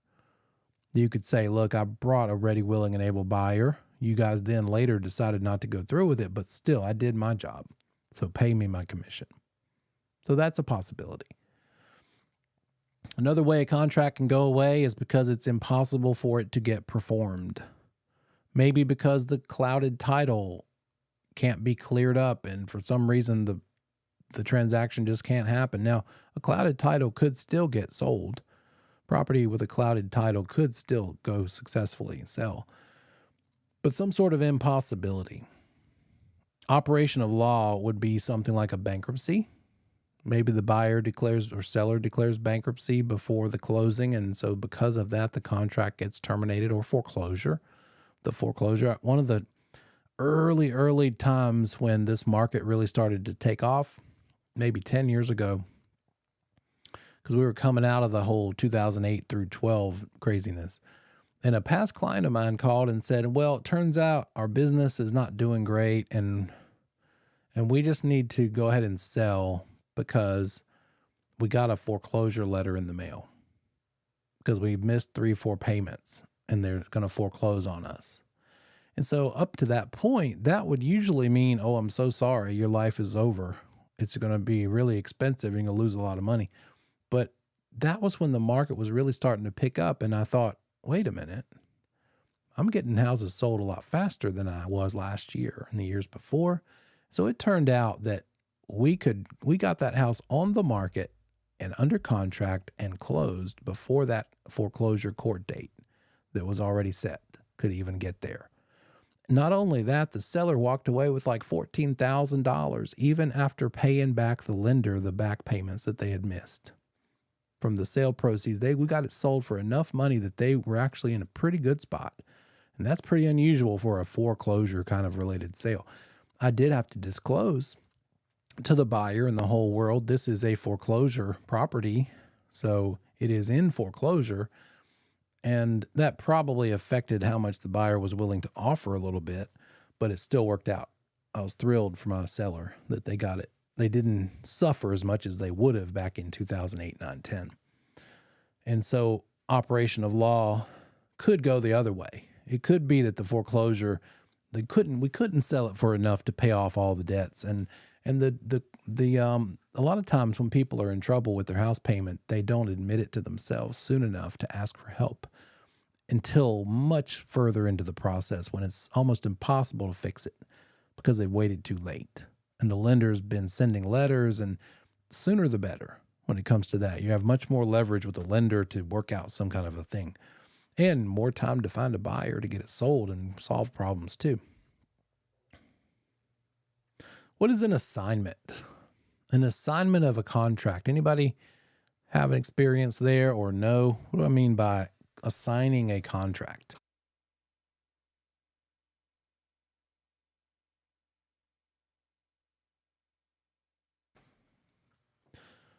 Yeah, there you go. Talking about maybe selling subject to an existing mortgage, wholesaling, all those things bring to mind this issue of assigning a contract. And all this really means is a buyer has found a seller, probably a seller who's motivated or desperate, and gets them to agree to a contract that is for a below market price, typically.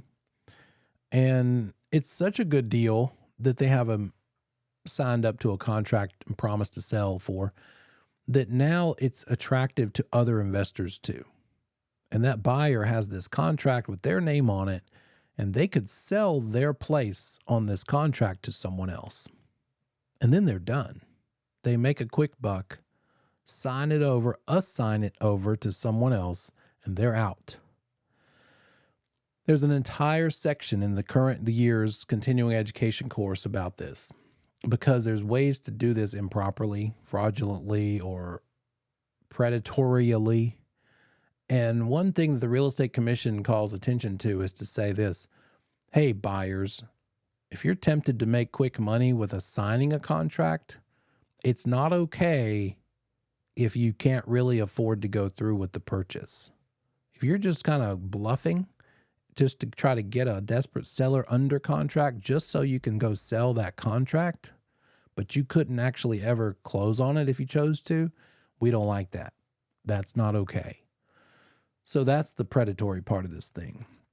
Investors or people who might be putting those yellow signs out at the street corners, at the gas station intersections saying, we'll buy houses for cash.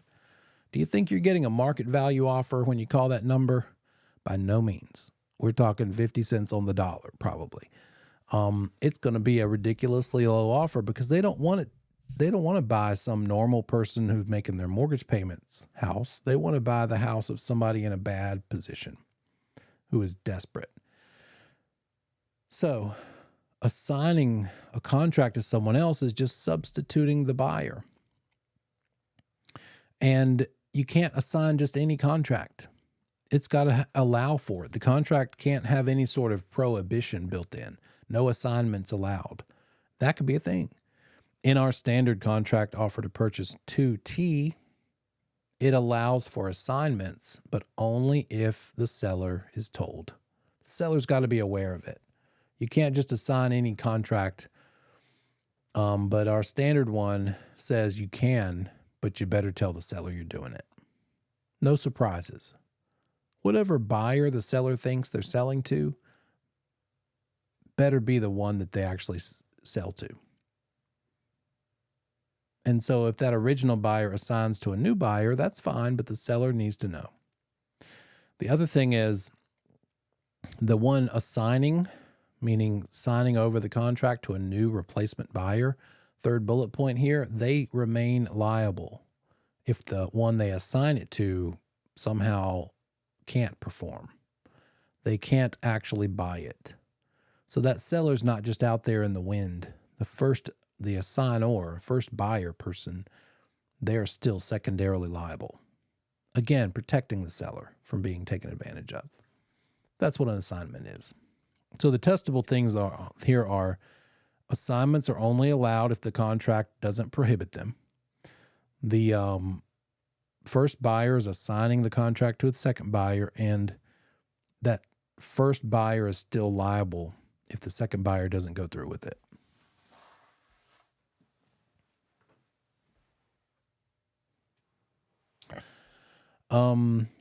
There are a couple of spots on our standard contract, just two, that have a time is of the essence provision. Time is of the essence means the date in the blank is a do or die date, down to an exact time, literally. In those two instances, in our standard one, it's 5 p.m. And so one of them is the due diligence deadline date we talked about an hour ago. What are we on? December 3rd at 5 p.m. is the due diligence deadline. If the buyer doesn't back out by then and then backs out at 5:01 p.m. on December 3rd, then the buyer is going to probably lose the earnest money too. That's how hard and fast that time is of the essence phrase is. But all the other dates in the contract that don't specifically say this is time is of the essence, they're not hard dates. They have some flexibility built in because real estate for the most part, needs to be flexible. And not very many places we have time is of the essence. We certainly don't have it where it says the closing date or the settlement date.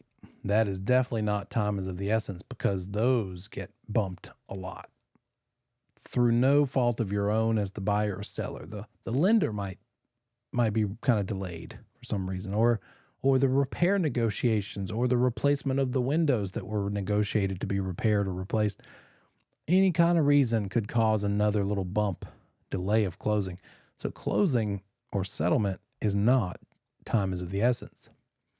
But if something is labeled time is of the essence, that means it is a hard and fast date, and it's going to have a time attached to it as well.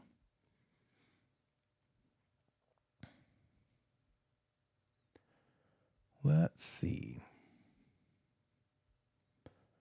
I'm going to show them to you, because I also want to point out and remind you that you need to be reading through the offer to purchase and contract as well as the listing agreement,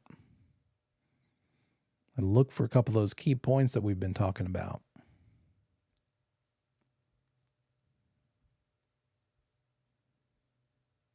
There it is. So here's our standard offer to purchase.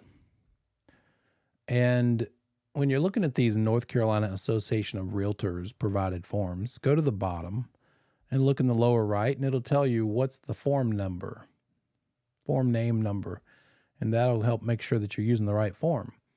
So on this thing, we're not going to look through the whole thing right now. There's 16 pages to this.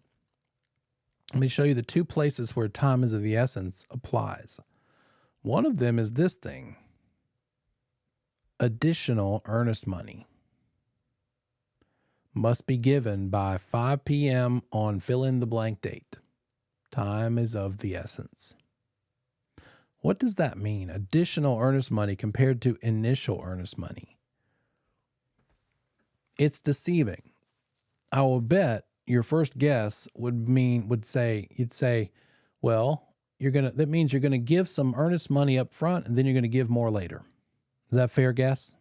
Does that seem like a reasonable definition of additional earnest money?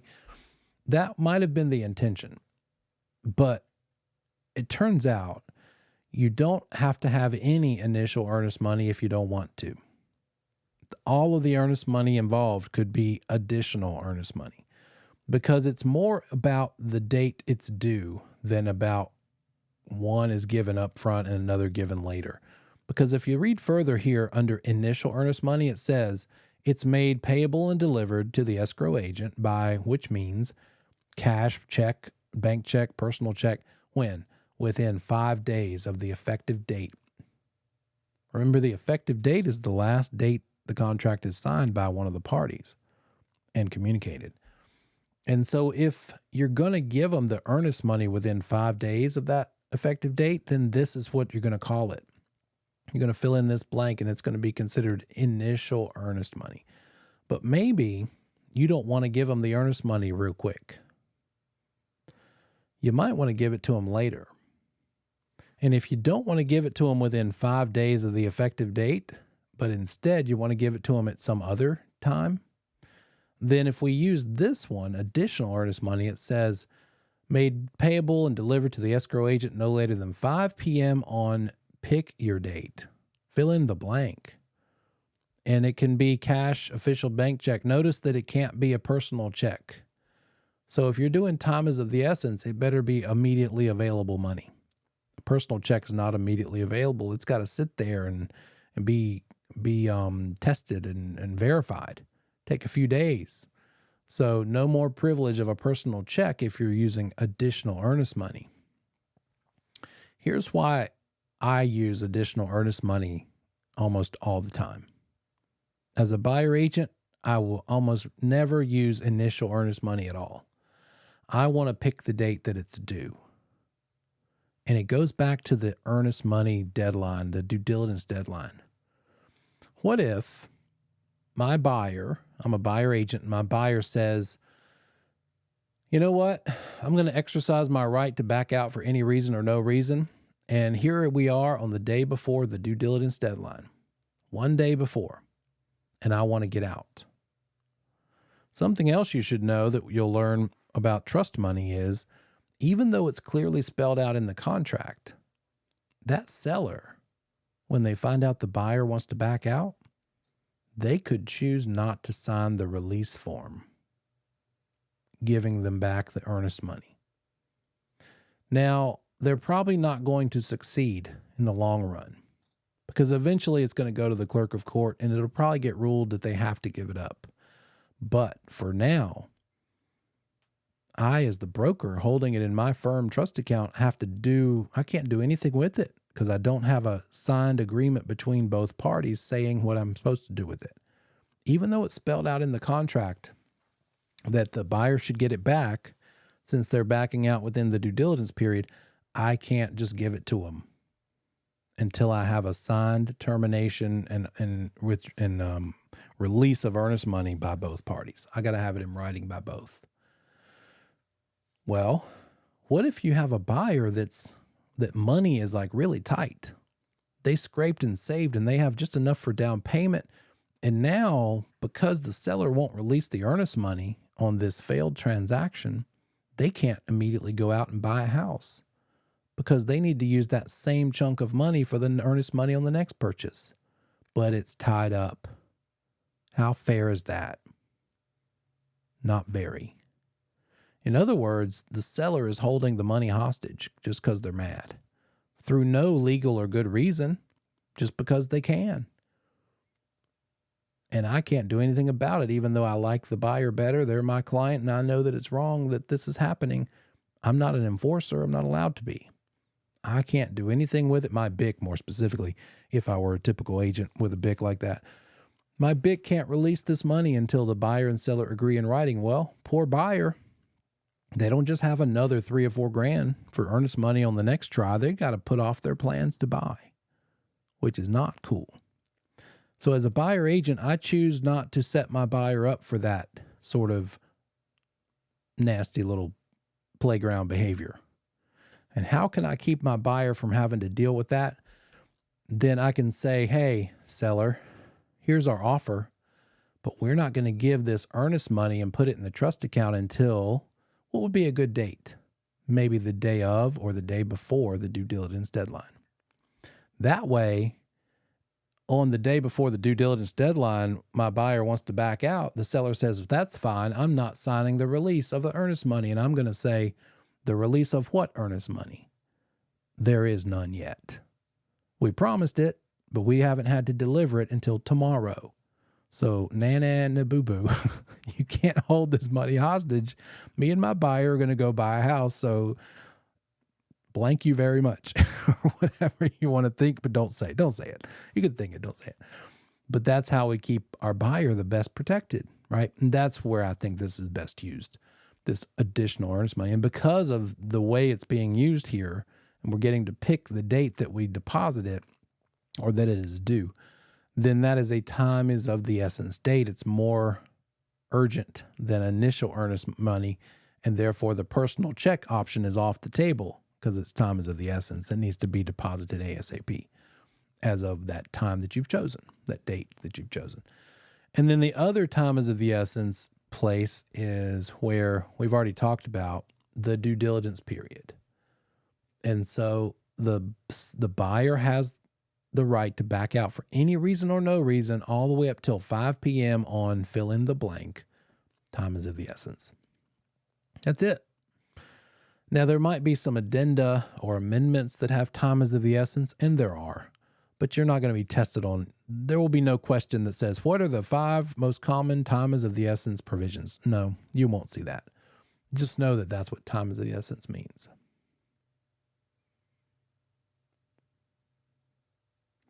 Oh, tell me more. Is what the most common section used for an offer? The additional earnest money, is that what you mean? Instead of, no, actually, I have to explain what I'm doing to agents even now all the time because they don't even notice or realize it. And in fact, there's another part of this thing. So you got to be ready to educate people. There's another part of this contract at the very last page that's where they sign, where the people Like when the, one second, where'd it go? When that due diligence money, it stopped letting me zoom, is received by the listing agent or finally received by the seller. And then down here, the escrow agent, like if we have an attorney holding the earnest money, and if it's initial earnest money, they're supposed to sign this one because it's initial.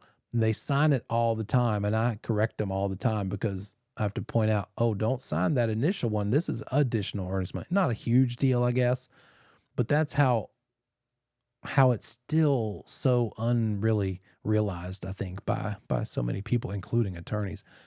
So when I'm a buyer agent, I'll tell the listing agent, or I won't even say it. I'll just make the offer. And every now and then they'll catch me and they'll say, wait, did you do that on purpose? You have it as additional earnest money, not initial. And I'll say, yeah, we did that on purpose, as a matter of fact. Well, why would you do that? The seller's not comfortable with that because they're not getting the earnest money until, well, they never are getting the earnest money. I have to have a very polite, helpful conversation. What's it matter to the seller? My selling point to the listing agent is, why do they care? It still has to be given. It's just that it's going to be given later. And that's usually enough. They don't probably realize, wait a minute. Oh, now we get it, until their seller is trying to be a jerk and hold the money hostage if it all fell apart. None of this matters unless the deal is falling apart and people are backing out. But again, your job as a buyer agent is to protect that buyer. So, yep, exactly right. Both. I learned it from, I guess when it first came out, I realized it. And then I also learned it from teaching post-licensing classes because we deep dive more in 302 into this stuff. But so many agents don't understand that little nuance. Okay. I'll see you back here in 10.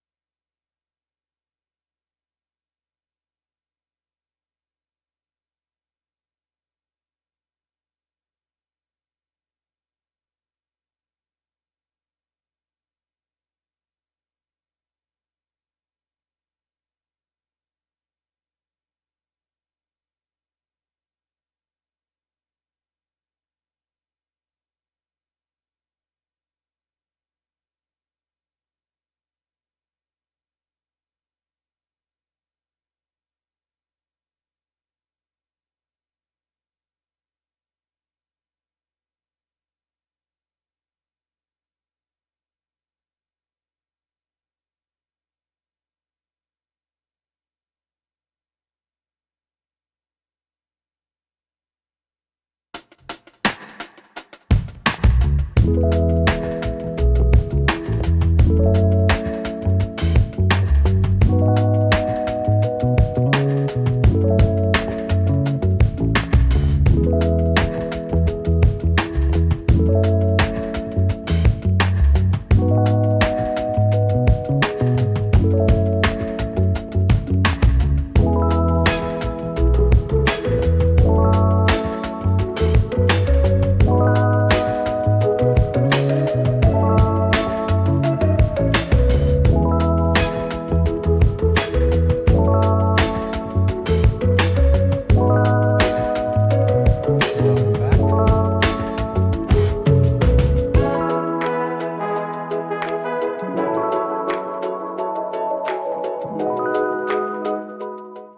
Okay.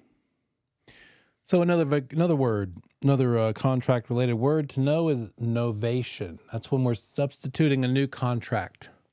We're not breaching, but we are rewriting it essentially. We are canceling the old one, but writing the new with either the same or some new people, new participants, supported by consideration. It still has to conform to all the essential elements, but novation, just think new contract that replaces the old one, and everybody's okay with it. How contracts are interpreted. This is getting around to something called the parole evidence rule. The parole evidence rule, interpretation of contracts. So if the parties to the contract, because remember, we're still talking about basic contract law here. We've got just a couple slides to go in chapter 9. If the parties are talking initially, and one of them says, you know what, you seem like a nice guy, I'll just throw in the refrigerator. But that never makes it into the contract in writing. And then later the refrigerator is gone. The buyer has no legs to stand on. They could go to court and say, hey, judge, they told me they were going to leave the refrigerator. And the judge is going to say, yeah, but did you write it up in the contract? Well, no, I don't see it anywhere. Preliminary negotiations are not admissible if they're not written in. So as brokers, what does that mean to us? We need to make sure whatever our client wants gets written in. And it's more specifically happening in real life. Sorry, 1 second.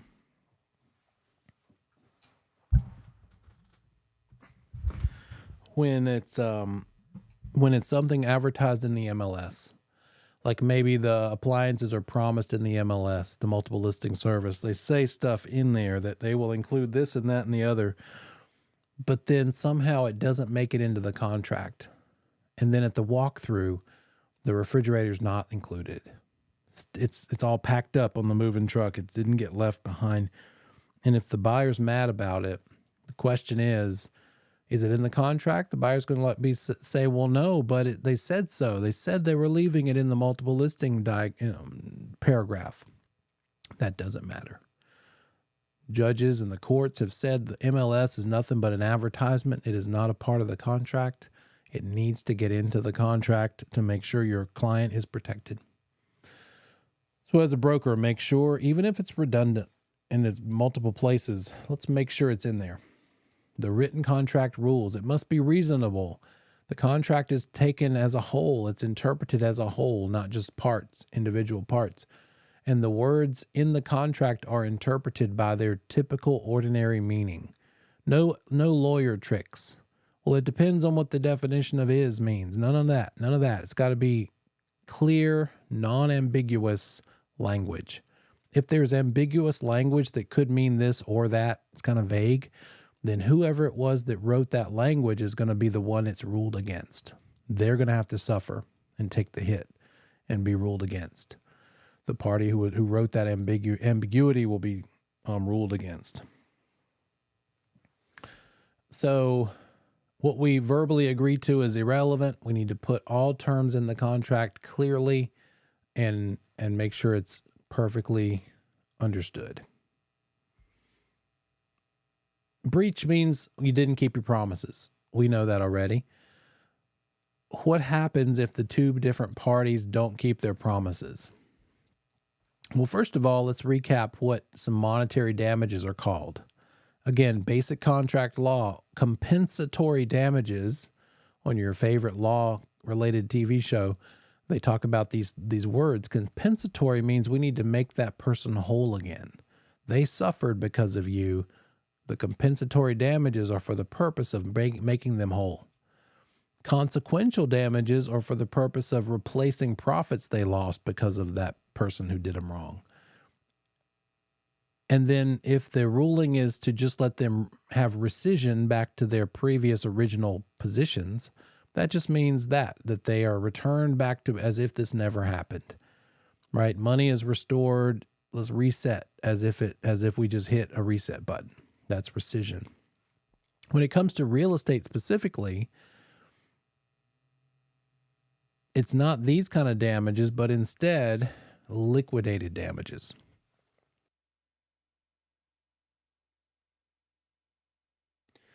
We're talking about liquidated damages, and both earnest money and due diligence money are called liquidated damages.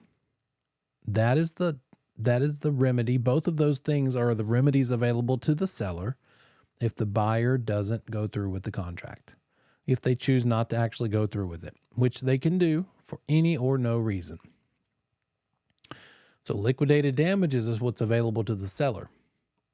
Very testable. That's what happens if the buyer breaches. The seller gets the due diligence money and maybe even the earnest money. What determines if they're going to get the earnest money or not?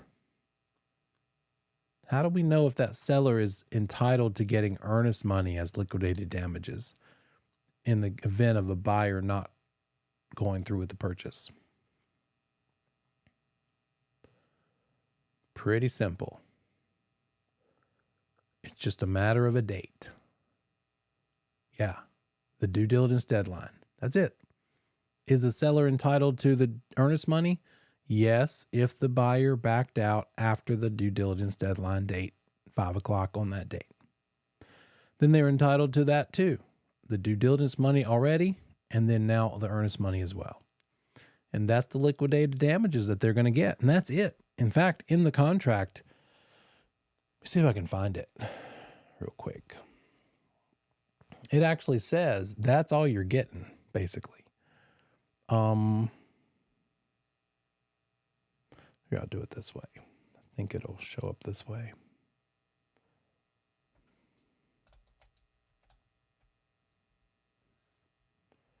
There we go. So remedies. This is in the contract on page 13. In the event of material breach of this contract by the buyer, the seller shall be entitled to any earnest money deposits, the payment of any earnest money and any due diligence fee to the seller without regard for their amounts, even if they're only zero, together shall serve as the liquidated damages. And look at this part. It's the seller's sole and exclusive remedy for breach. So why does this matter? As a broker, what do we do with this? We need to say to that seller, hey, seller, we've got this offer and they're proposing a due diligence check of $10,000 and an earnest money check of $2,000 and a due diligence deadline of December 15th, 5 p.m. And they're saying they'll close on December 30th. That seller might say, sounds good to me. I'll take $10,000 today. In fact, if the initial offer was $2,000 for due diligence and $10,000 for earnest, it's quite likely the seller's going to want to flip-flop it and counter so as to get the bigger chunk up front. Understandable. However, let's say that we are now on December 29th. And we get word from the buyer's side that they're backing out. and your seller has already found a house they want to buy with their proceeds, and they're going to close on that once they close on this one. But now this buyer's backing out and it's ruining everything. They've already put a deposit down. They used some of that $10,000 to put a deposit down on this one, feeling really strongly that this whole thing was going to work. Do you think they're going to be happy that all they're subject to getting now, as the rest of their liquidated damages, is $2,000 of earnest money? Maybe not. So you kind of have to predict and use a crystal ball and say, hey, seller, I know this looks attractive here on the front end, but let's just imagine if it all goes sideways and we're a day before closing and the buyer backs out, then are you going to be happy with just an additional $2,000 after having your house off the market for a whole month? We might want to beef up that earnest money as well. It's easy to overlook it today, but that day in the future, if it does go wrong, because I'm paid to give you the worst case scenario and help prepare you and make sure you're protected against the worst case scenario, you might want more later. Let's go ahead and include in our counter offer that we want more earnest money just in case. Let's just keep them honest. Because if that buyer is on the fence about backing out and all they stand to lose is another couple of thousand, I mean, it's a lot of money, but it ain't 20. It's not 10. It's not 8. So let's just keep in mind, this is nice and it holds buyers pretty serious, but this is what keeps them headed to the closing table when it's all said and done. After you've negotiated repairs and maybe they're a little ticked that you didn't fix as much stuff and they're like, just forget it. I've already kind of acclimated myself to losing this 10. What's another 2? Let me get out of here. We're on the seller's side and we want to make sure that seller sees a successful closing. So just be super careful, but just know that's what that means in real life. Liquidated damages is both the earnest money and the due diligence money. And that's all the seller can expect to get. On the other hand, quite differently, specific performance is what the buyer can get if the seller is the one who breaches. It seems, I guess we get used to the idea of a buyer getting to back out for any reason or no reason. But for a seller to change their mind, that's like a major deal. Because they can be sued by that buyer to specifically perform. What does that mean? It's because the property is unique, real estate is unique, and that buyer can't just go out and find an exact replica replacement property. Every property is unique. Now, some are closer to each other than others. Some of these cookie cutter neighborhoods, yes, but legally, for the most part, that buyer has been harmed because the seller changed their mind. And therefore, they can sue the seller to perform that contract. They can say, you have to sell it to me. I'm suing you to sell it to me because I can't find another one just like it. It's unique. So on the test, the question is this: what remedy is available to the buyer if the seller breaches? Is it specific performance or is it liquidated damages? Or 2 other decoy answers that they'll give you. What's the remedy available to the buyer if the seller breaches the contract?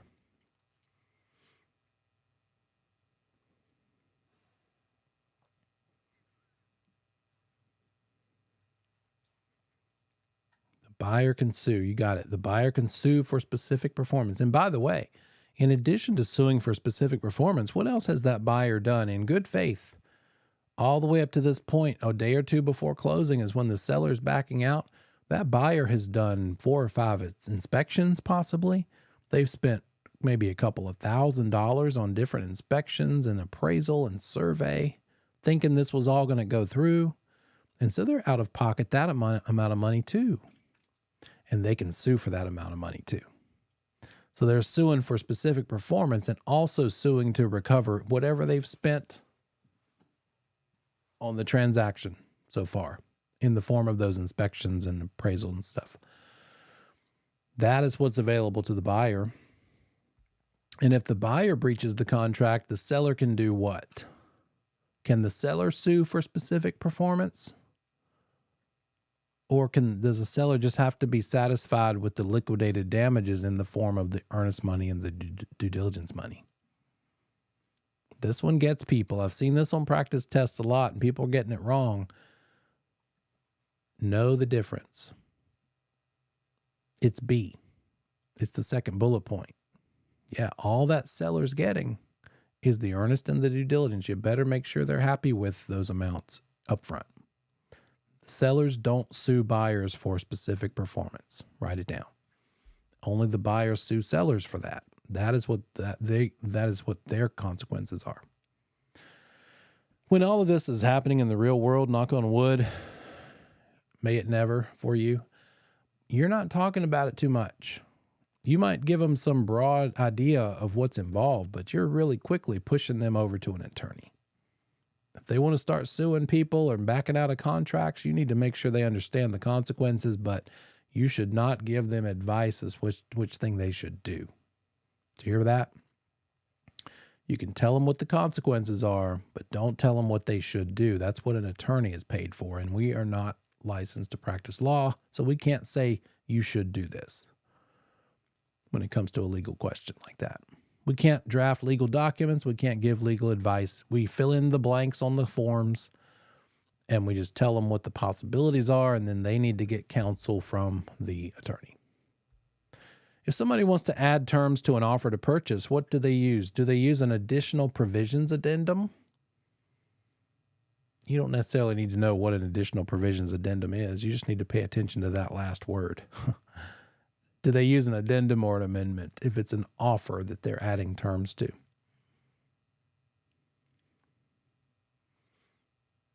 They're using an addendum, so this is true. We add to offers. We change contracts. So we add with an addendum. If parties want to add to the terms of a contract, they will use a due diligence addendum. True or false?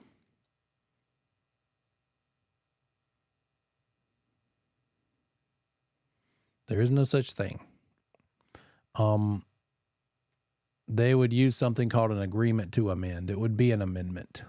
They're using an amendment. That is it for 9. We're going to go on over to 10. Question in the chat: do most agents have an attorney to recommend? Yes, they do. We do. Usually we tend to use the same, as long as they do a good job. We're going to have a list of 2 or 3 or 4 closing attorneys, and that'd be my first step. I would probably reach out to a trusted repeat closing attorney I've used and referred people to over the years. And if they don't handle litigation, if it calls for litigation, if all they do is closings, they'll at least give a recommendation of another attorney who will. My first stop would be the source of potential free advice, because it's somebody that knows they're going to keep getting me suggesting their services to my clients. So I've gotten some decent little quick answers and little free legal advice that just helps a client to move on through a process and through a decision just by reaching out to a paralegal. And I say, hey, could you check with Kevin about this thing, or could he look this over real quick? And most of the time he does. By the end of the day, he'll say, or she'll come back and say, he said this. And I'll relay that back to the client, and they can usually get over a sticking point. But if they need more than that, sure, they can actually start paying and get some paid legal advice. But yeah, those relationships matter. It's very helpful to have those repeat vendors that we go to, as long as they're taking good care of the client. They're not repeat because we're getting paid under the table some sort of a kickback, but only because they are coming through and doing right for the client. All right, let's dig deeper. This one is a big one. We're going to cover this both tonight and next week, and it's about the actual practices and procedures of contracts. Let's look at this one. George decides to sell his personal residence and offers it in a letter to Larry at a price of $350,000. The next day, George gets a note from a neighbor who writes, I accept your offer to sell your home for $350,000. Does George have to sell it to the neighbor? The neighbor is not the same person as Larry. George initially made the offer to Larry, but this other neighbor somehow found out and has now accepted this offer that was made to Larry, does George have to sell to this other person just because they're willing to pay the $350? So the answer choices are going to be more than yes, no, because they're all going to be a four choice, multiple choice. So it'll be yes for some reason, another yes, another no, another no. And so we just make our way through. Let's get more specific. Is it yes because the neighbor accepted George's offer, or yes because Larry can always assign the offer to someone else? Or is it no because George didn't make the offer to the neighbor, or no because the neighbor didn't wait for Larry to accept? Now that you have better, more clear answer choices, which one is it?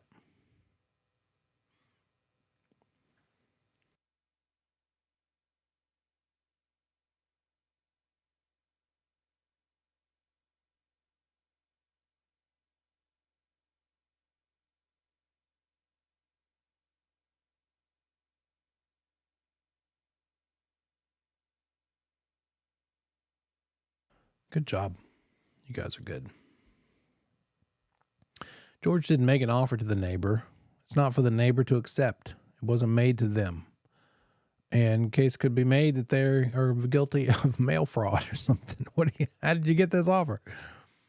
I didn't send it to you. Our objectives here are to talk about an installment land contract. This is all level 1 stuff.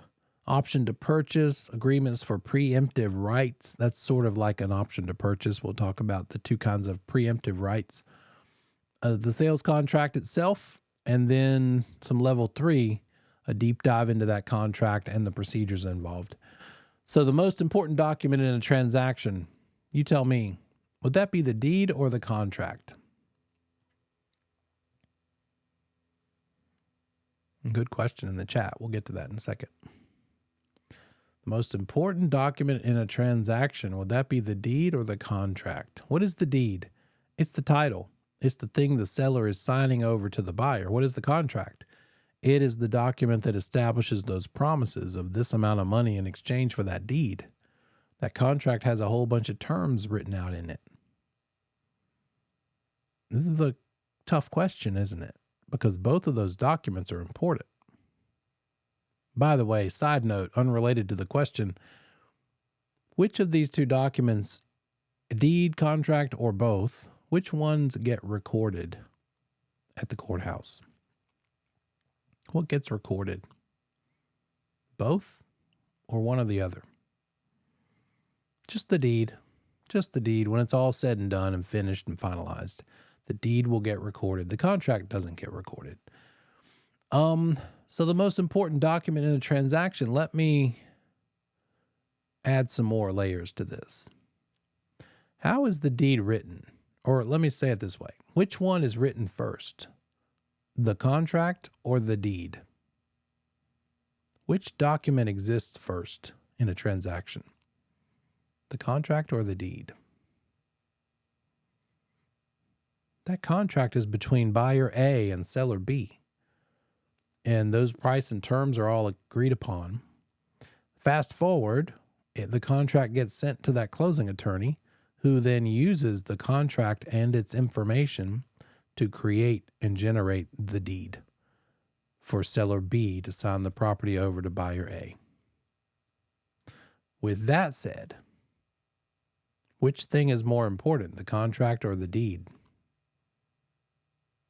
The thing that informs the thing?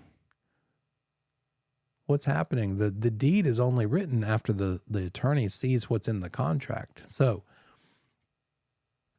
case could be made, and the commission wants to point out that it's actually the contract that's the most important thing, because that's where the deed comes from. That's where the deed gets the information. The attorney gets the information from the contract in order to write the deed up, to identify and address those various provisions that might need to be put into the deed. So the contract's the most important document in the whole transaction, even though it's very tempting to say the deed is the most important. This doesn't even matter except for in this class for this exam. So just learn it for this exam. In real life, who cares? I mean, yeah, point made, but contracts are important. Deeds are important.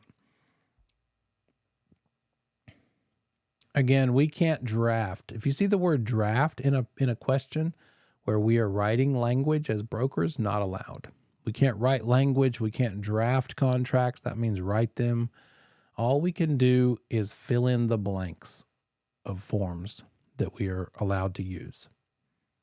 If we do more than that, even down to this, what if our buyer says, hey, Victor, I want you to make this contract contingent on me selling my Harley Davidson. And Victor says, well, there is no such thing. Let me just crank that out real quick, so to speak. Crank, motorcycle. And he writes it up from scratch on a napkin and gets it signed by everybody. Victor is going to show up on the bulletin later because that is not allowed. He just drafted an addendum to a contract. That's not okay. We can't write language. As tempting as it may literally be sometimes, let's get it knocked out real quick just to get this thing done, right? We're trying to get this offer made, and now this client has this hang up over some extra little silly provision. I don't want to wait till tomorrow to get an attorney to do it. Let's just use the momentum. Let's just write it real quick. Don't do it. Who could write language? Certainly the attorney, but officially the buyer or the seller could write it themselves.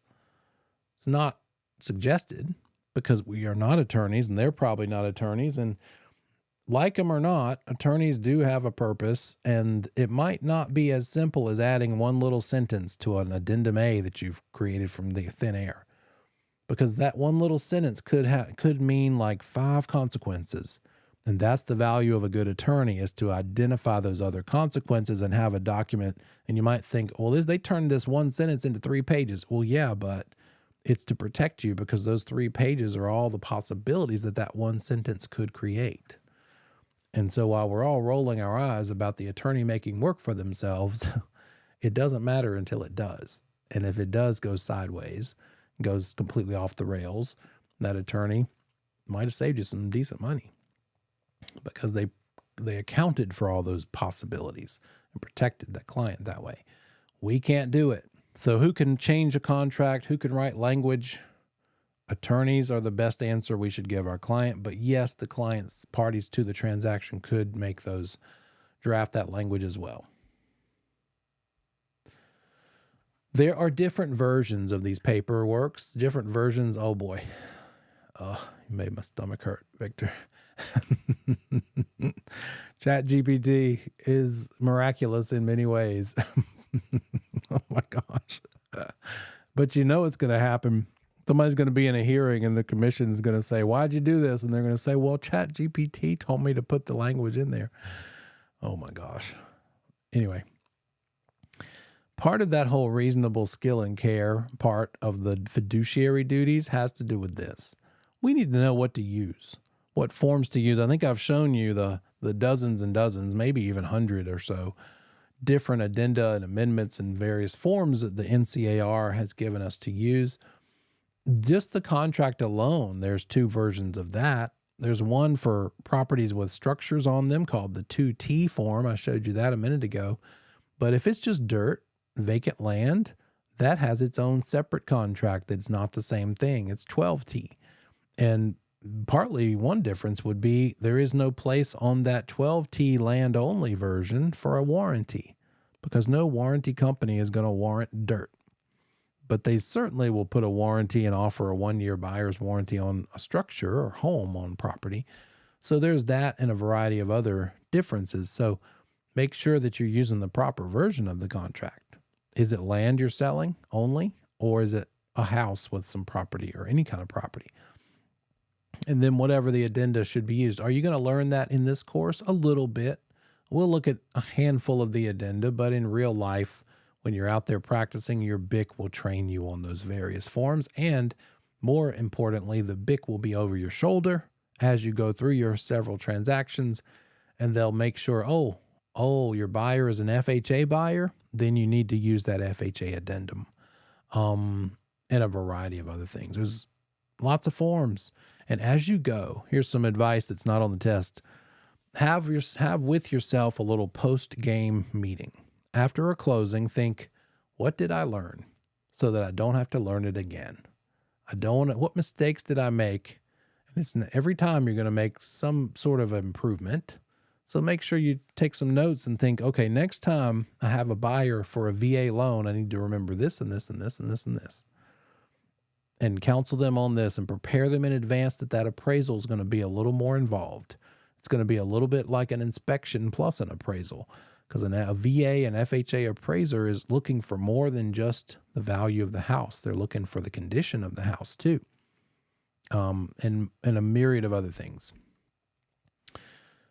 We get those contracts and forms through the NCAR, North Carolina Association of Realtors, in conjunction with the NC Bar, have created these forms that we as realtors have access to.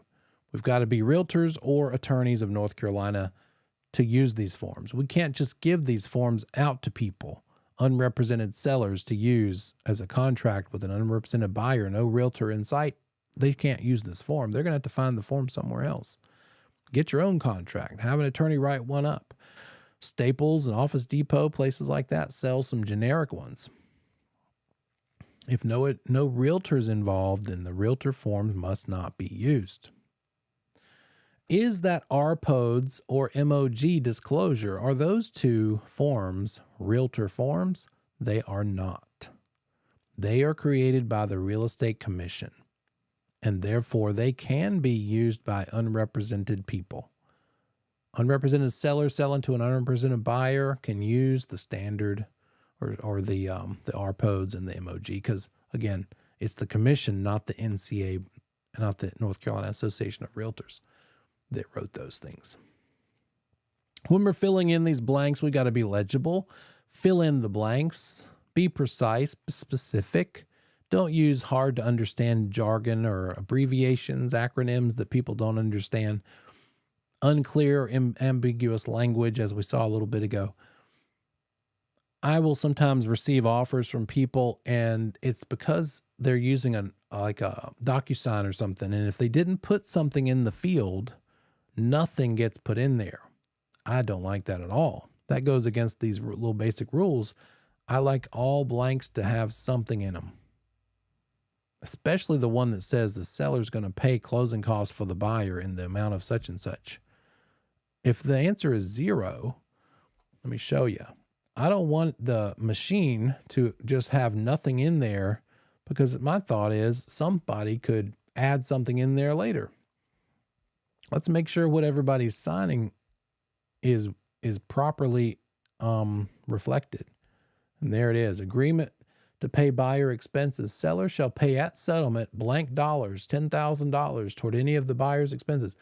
If the DocuSign program just has this looking like this, and then everybody signs it, they initial at the bottom and they sign the last page, what's to stop somebody from trying to just add a quick $3,000 in there? And yes, it probably wouldn't work, but let's just put everything. Let's populate every blank and go ahead and put NA, or 0 or something, so that there's a thing in there. All blanks should have something. Let's make sure that there's no mystery. Statute of frauds, again, contracts must be in writing to be enforceable. Got to have that thing in writing so Judge Judy will be able to enforce it. In writing can mean this. We've talked about it already. Uniform Electronic Transactions Act. Electronic signatures are allowed. They are legal. So you can use those. And I've had plenty of transactions with almost no paper created at all.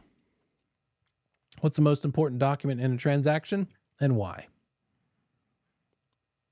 Contract or deed, and why? Which one? Yep, the contract, because it informs the deed. You got it. It's telling the deed what needs to be in the deed. That's what the attorney's going to use to create the deed. If a term needs to be added to an offer to purchase, offer, the broker should just write it in, true or false. If a term needs to be added, correct. If there's an addendum for it, yes, we can fill in the blanks of an addendum. But if it's something that needs to be drafted or created, that is not for us to do. Everything starts with the offer to purchase. We can use pre-printed contracts, but we can't just use any pre-printed contract. The Real Estate Commission says the pre-printed contracts that brokers are allowed to use have to have 19 very specific provisions in them. Here's the good news. You don't have to have memory of the 19. We can look them up and just kind of take a look. Rule A 112 shows those 19. Let's see if we can look them up. General Statute A. Oh, look, it worked. So I just went to Google and I put in GSA 112 right there. And I think this first one is the right one.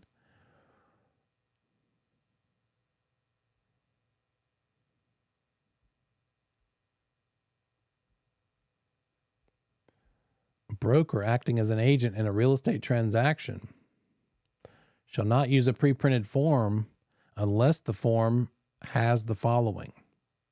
Again, you don't have to memorize all these things.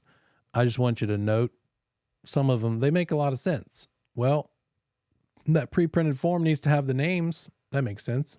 Legal description, any personal property itemized, the purchase price and how it's going to be paid, any portion of the price it's going to be basically a loan. Is it going to be cash or is it going to be a loan? Assumption of a loan, cost to be paid by the parties, interest rate, if there's some sort of financing by the seller, for instance, how much is the earnest money? All of this stuff makes perfect sense, doesn't it? So if you're not going to use the sales standard contract offer to purchase 2T, and maybe you're going to have an attorney write one up specifically custom made, that attorney needs to write all of these 19 provisions in there among whatever other ones they might want to include. But you got to have at least these 19 if you as an agent are going to be involved filling in those blanks. That's all you need to know. If it's going to be a loan, again, the intended use, special assessments, date for closing, date of offer and acceptance. It must be delivered by general warranty deed. Any sort of prorations that could happen. Who pays closing expenses? The buyer's right to inspect. Property shall be in a pretty much the same condition at closing as it was when the offer was made. Identity of each agent and firm involved, and any other provision or disclosure required by statute or rule. They added the 20th one just to cover themselves for the future. So there's that. And that's pretty important. And as you look through the offer to purchase and contract, you'll see all of those things, obviously. Now, here's the 2 points I want to make as well that we've already learned. A broker acting in a transaction shall not use an offer or sales contract containing the following. It's only 2 things. What 2 things do you think it's going to be? Commission or compensation. We can't have our compensation reflected in the contract right now. That might change as a result of these lawsuits, but the test you'll be tested on, no. And then also, you can't have any sort of provision in that contract that is intended to limit your liability or disclaim your liability as a broker. You can't say, I am not to be held liable for a misrepresentation of square footage. You're going to have to measure it yourself. Don't blame me if it's wrong. Sorry, you can write it in there, but it's not going to do you any good because no liability can be relieved of a broker just by putting it in that contract. It's not allowed to be there. And the provisions of this rule only apply to pre-printed offers and sale offer to purchase contracts where a broker is an agent in the transaction.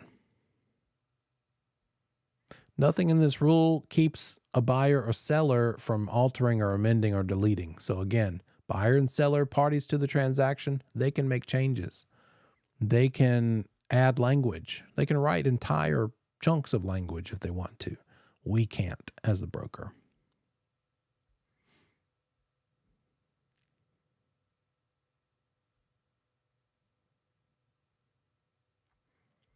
All right.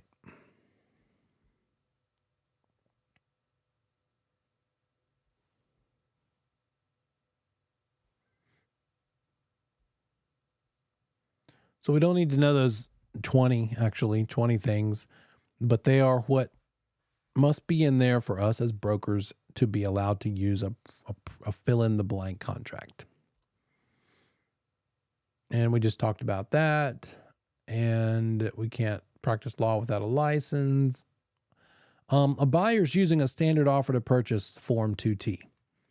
If the buyer decides to back out of the contract after the due diligence deadline date, what happens to the money? Is the buyer getting the due diligence money back?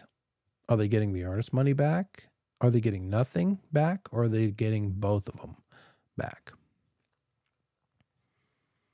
Anytime you see a question any remotely like this, you're going to think, let me reread it. Where are we in the process? And it says they're backing out after the deadline of due diligence. Okay, now we know. Are they ever getting the due diligence money back? Even if they back out the second day? No. Unless the seller were to breach for some crazy reason, but if a normal transaction, no. Are they ever getting earnest money back? Yes, as long as they back out before 5 p.m. on the due diligence deadline date. So 3, in this case, they're getting nothing back because they were after that deadline. Well done. We've pretty much covered this again with that offer to purchase. No ambiguity allowed. Enter stuff in spaces, even the word none or NA, not applicable, or 0 if it's a dollar thing and there's no dollars involved. Fill in everything, write legibly, be precise, don't use unclear language. That property description needs to be specific and clear, and that doesn't mean the contract doesn't have the address. Let's look at it. First page, it talks about, first of all, the property street address. That's the first thing. And then they get down to, now also tell us the legal description. Which version of it do you have? Do you have a lot and a block number? Then put it here. Also subdivision, if that's applicable, put it there.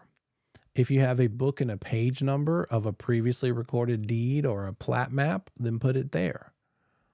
And if you also have a tax ID number, a parcel identification number, put that here. Put everything you've got. Give all of it. Don't leave out anything. So you're going to look on that tax record to get most of all this stuff. It might be in a deed, book, and page. Put that down here. If that legal description is bigger than just a lot and a block number, like it has some extra stuff on the end, like M43, blah, blah, blah, whatever, then just put it all on this one line, uninterrupted. Don't break it up.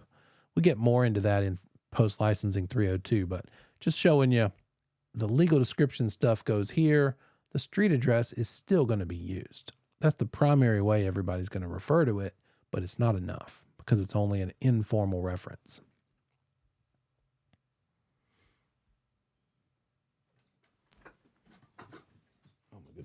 Okay. So street address, yeah, reference to a previously recorded plat and reference to a prior recorded deed all have places in the contract to put those things. Then the terms, the price the buyer's willing to pay, the terms they're going to offer, any sort of financing, and there's any seller concessions. Let's look at some of that stuff. Well, here's the biggest chunk of dollars involved. The price is first, whatever's paid in US dollars at the top, an additional place for due diligence fee, then whichever kind, either or both. It could be both kinds of earnest money, by the way.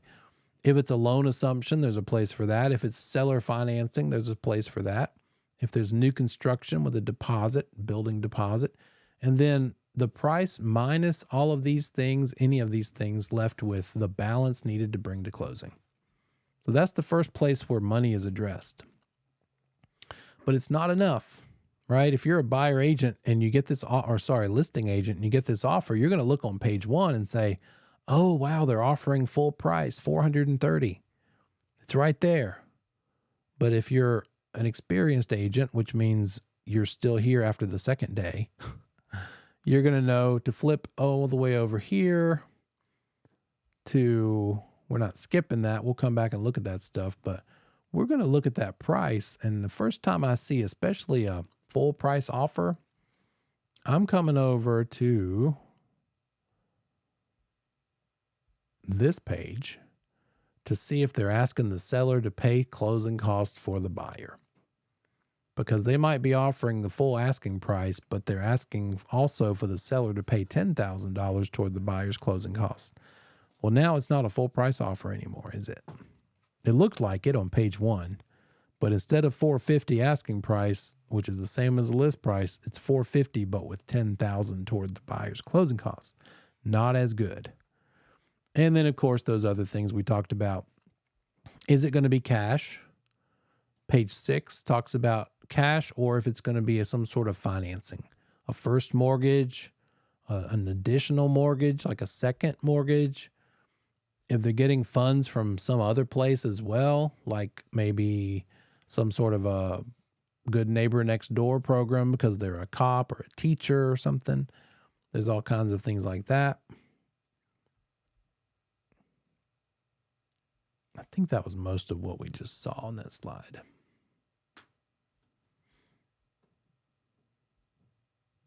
Earnest money, we've talked about this already. It's good faith money. The buyer shows the buyer serious. It is not required. It can be zero. It just depends. It's negotiable. So it's not an essential element of the transaction, since it can be zero. And it's not consideration. The consideration is the amount you're buying the property for.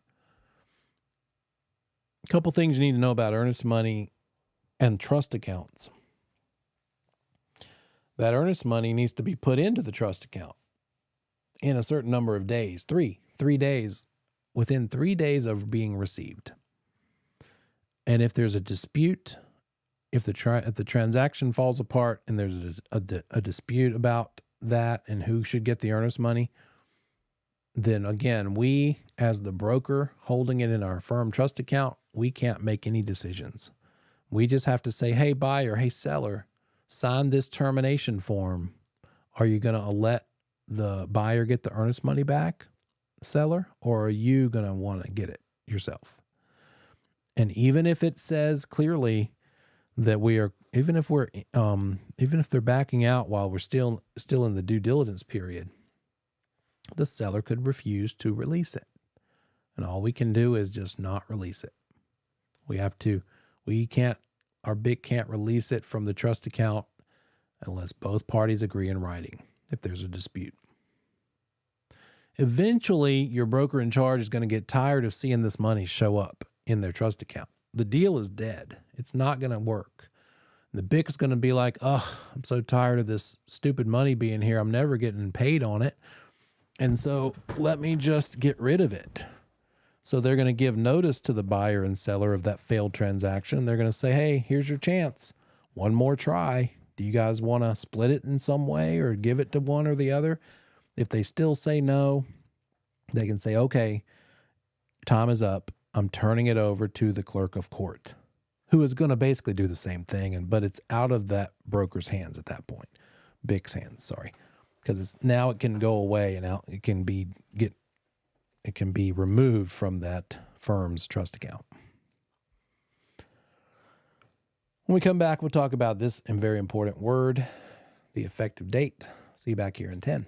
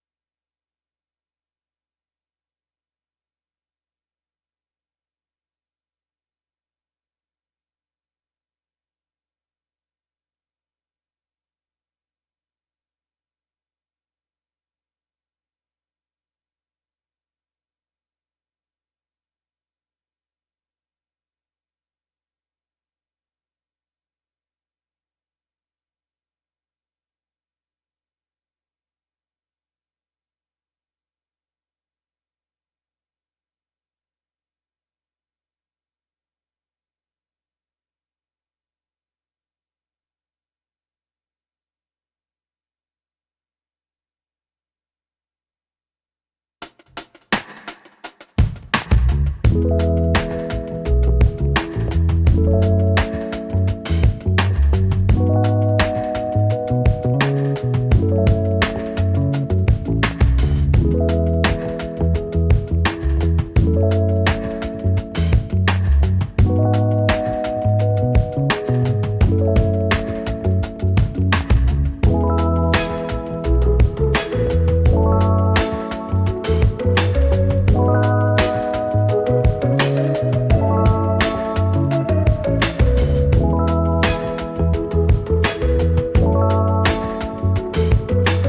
on back from this last break.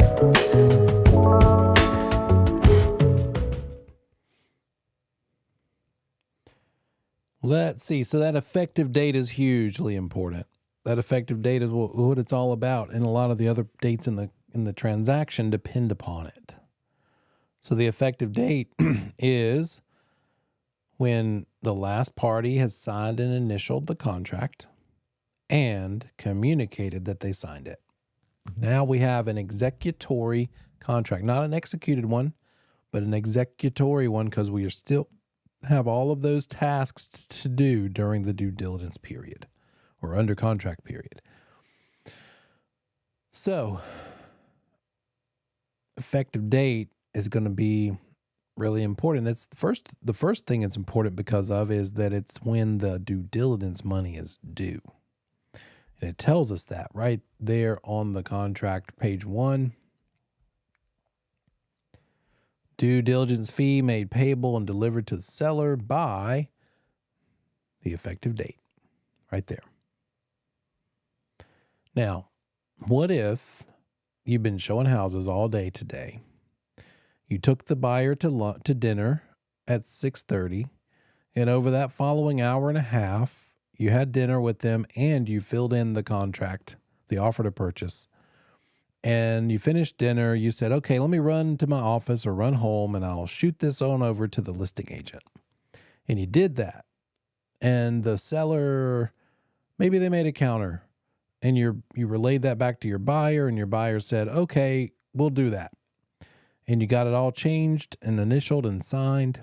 And here we are, 8:41 p.m. and you have a contract with both signatures and initials everywhere. And you've communicated back over to that listing agent that your buyer signed it. Are we under contract? Yeah. We've gotten it signed and we've communicated it to the other side. What about the due diligence money? Did we get that check written from the buyer? Did we get that from the buyer at dinner maybe? Just so we would have it on hand? And the earnest money also? When do we need to deposit that earnest money into a trust account? We have it in our possession. We just got it from the buyer. By what drop dead number of days do we need to get that deposited into the trust account? Yeah, 3 days of receipt. Now, a little extra part of this, as a provisional broker, you've got to get that over to your BIC ASAP. It's tonight at 8:41. You can't hold that check in your possession as a provisional broker, not even till tomorrow. You need to go drop it in a box or something, somehow get it out of your possession. You're not allowed to hold on to it until you're a full broker. Then you could keep it in the file folder till tomorrow if you wanted to. What about the due diligence money? It's 8:43 p.m. and you have a due diligence check in your hand made out to the seller's name for $10,000. What do we do with it right now? How many hours, how much time is left in the effective date? 9, 10, 11, 12. So 3 hours and approximately what? 17 minutes? 3 hours and 17 minutes. 3 hours and 16 minutes.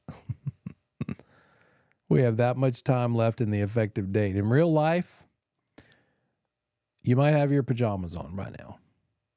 If you weren't in this class, you might have them in there. None of my business. You and the other agent might both not want to go back out into the elements. And in real life, that's probably what you're going to do. You're probably going to say to each other, you know what? Let's just get up tomorrow, maybe even tomorrow morning. Let's get together and I'll give you the checks then. But if your seller has gotten burned in the past or for some reason is just really worried about this due diligence money and doesn't want you to take this house off the market in the MLS until they have that check in their hand, which is, of course, their right, because they read the fine print and they saw, I'm supposed to have this by today. Are you going to get this to me in the next 3 hours and 16 minutes? If your seller is going to be that way about it, then you need to do whatever you need to do. Get it to them. Because if you don't, then they might say, well, if I don't get this by midnight, then I'm going to, what's the procedure? In writing, you would tell that buyer agent, the buyer needs to get me this due diligence money. They've got 24 hours to do it. If they don't, the seller gets to walk away with no consequences to them. And that buyer agent might say, well, gosh, we were going to do that anyway. Well, what are they making a big deal for? We were going to get together tomorrow morning or at lunch or whatever and get that to you. But that's just the process. You just need to know that's how that could work. The point is what? Why does it have to be that way?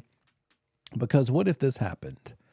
What if the agents were lazy and tomorrow when they were going to get together to pass off this due diligence check, they just got busy with something. They're like, you know what? Forget it. We'll do it. What's tomorrow? Friday. We'll do it Saturday. Oh, wait, Saturday I've got that kid's game. Let's do it Monday. And they keep putting it off. And so the seller still does not have the due diligence check in their possession. But then on Sunday afternoon, the buyer says, you know what? A new listing just popped up. We like it better. We're out of here. We're walking away for any or no reason. Can the buyer walk away from the contract for any or no reason? Yes. What's their only consequence? Losing the due diligence money. Is this buyer walking away from any due diligence money? No, it never got delivered to the seller. Uh-oh. Are we going to have a ticked off seller whose house has now been off the market for 3 days out of the MLS, listed as under contract, but with no money to show for it? Yeah. That's not good stewardship as a listing agent. We needed to be harder. We needed to be more firm and be like, hey, I don't care what you're doing, buyer agent. We need to work it out. And I'll come to you if I have to. I got to get this money. So the right move would be that tomorrow, no later than, you guys get together, you get that due diligence check, and you take it to your seller. Boom. And then if that buyer wants to back out for any or no reason tomorrow or Saturday or Sunday, who cares? The seller's got their due diligence check. But if that money is not in their hands and then the buyer walks, who is that buyer going to be mad at? Everybody, including you. It's a problem. Sometimes agents will get so lazy, they'll just say, you know what, buyer, just mail the due diligence check to the seller. No, let's not. Because while it's riding the mail truck for 3 days, again, the buyer could back out. Now, yeah, it's coming to the seller, but the seller now has to wait 3 days to actually have it in their possession. And what if it gets lost? The mail's not 100%. So this is a big point where agents just can't let technology and people's kind of being informal and sort of relaxed, you can't let that be something you relax on, because the consequence, that is a huge consequence, right? It's a huge way that the contract is enforced, and people are held to carrying through with their promises. So let's make sure that we get that due diligence money delivered. If not on the effective date, at least by the next day. But if the client cares enough that they definitely want it to be on the effective date, make that happen too. In real life, it's probably going to be the next day, but especially if it's late like now, this time of night.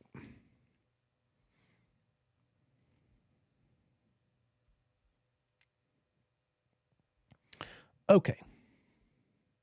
Due diligence fee and period are spelled out. The buyer, what are they doing? What are they looking for?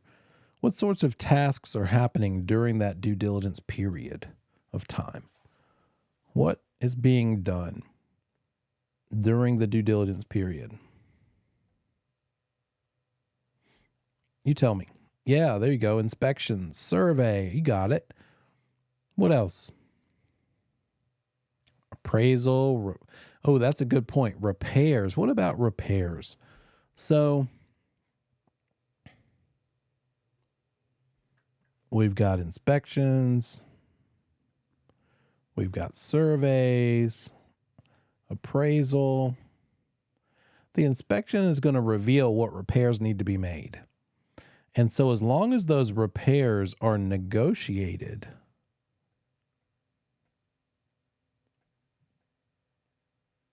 and written down in another addendum, nope, not an addendum, an amendment, so that we have it in writing that the seller is really going to do it, and we have something to enforce them to do it with, that's all you need by the end of the due diligence deadline. So as long as you've got the promise in writing with a certain form that we can hold that seller's feet to the fire with, that's good enough. And then they have from the end of due diligence all the way to closing to do the work, to get the work done. So that's a good point to spell out. Any reason. It's all of these things, and it's basically any reason. What if it's that they have an Uncle Joe from Arizona that they want to fly in here because he bought 3 houses in 1967 and he's a licensed contractor in 3 states, but not this one. And for whatever reason, they just trust his opinion and they just want him to give it his blessing. That's enough. Because they can back out for any or no reason. That is what the due diligence period is all about. Do they want to move forward with the purchase? And the seller agrees to this because the seller's like, okay, well, I do want you to move forward, but even if you don't, I'm happy enough with this due diligence fee that I can just put it back on the market and find another buyer, and I was compensated for the time I had it off the market while you were making your decision, Miss Buyer. The due diligence money is not required. I guess one more point here, the last bullet. Buyers basically paying for the period of time to do their investigation. However, with that said, the due diligence period can be 0 days. It's negotiable too. So in a buyer's market, we're going to see more of that. In a seller's market, in a seller's market, the seller doesn't want as much due diligence period. Seller's like, I don't care. Well, if you have time to do inspections or not, you do your thing, and the seller would just assume there be none. The buyer wants probably the due diligence period to be almost as long as it is to get to the closing table. So there's going to be some place in the middle. I tend to see a due diligence period in a neutral, kind of a balanced, healthy market tends to be like 3 weeks, or at least maybe a week before the closing is the deadline, depending on how long the closing is expected. But that fee for due diligence and the fee for earnest money can both be 0. The period of time can be 0 as well. It's not required. The money is paid directly to the seller, and the seller can do whatever they want with it. They can spend it right away because they're not going to have to give it back. And that due diligence period expires. Time is of the essence, 5 p.m. on whatever date was put in the blank. What if the seller won't fix the leaky roof or the mold or the termites? It's $20,000 needed in repairs, and the seller won't fix any of it. Can the buyer walk away and get some due diligence money back?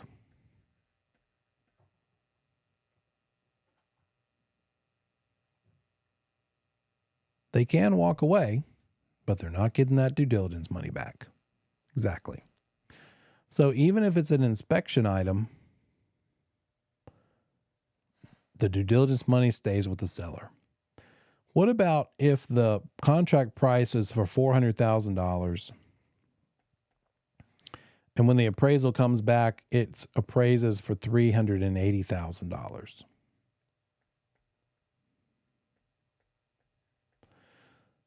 Will the lender loan money based on the 400 or the 380? Are they going to loan a 90% loan to value ratio on 400 or 90% of 380? It's going to be the appraised value, the lower of the two. And so what if the buyer says, well, gosh, it only appraised for 380. I don't want to pay more than 380. We need to renegotiate the purchase price. Can they do that? Can the buyer say, let's renegotiate the purchase price to 380 instead of 400 since the appraisal came in so low? They could certainly try, but the seller might say, I don't care. I'll just let you walk. I'm keeping your due diligence money, and I'll go find another buyer that won't care about this, or maybe their other appraisal will come in closer to the 400. So that's a possibility. Here's the possibilities. The purchase price is this. The appraisal comes in here for 380. We could either ask the seller to reduce that price down to the 380. Good luck in this market. Or we could ask the buyer to add more down payment so that the lender is going to loan the money based on the 380 and the seller still gets a purchase price of 400, or some compromise in the middle. Maybe the buyer comes up a little bit and the seller comes down a little bit, and maybe we agree to 390. So the buyer has an extra $10,000 they can bring as a down payment. We can adjust the sale price down by $10,000 to 390, and now the loan is still being made based on 380, and they met in the middle. Somewhere. It doesn't have to be evenly in the middle. Those are the three possibilities when an appraisal comes in low. And so,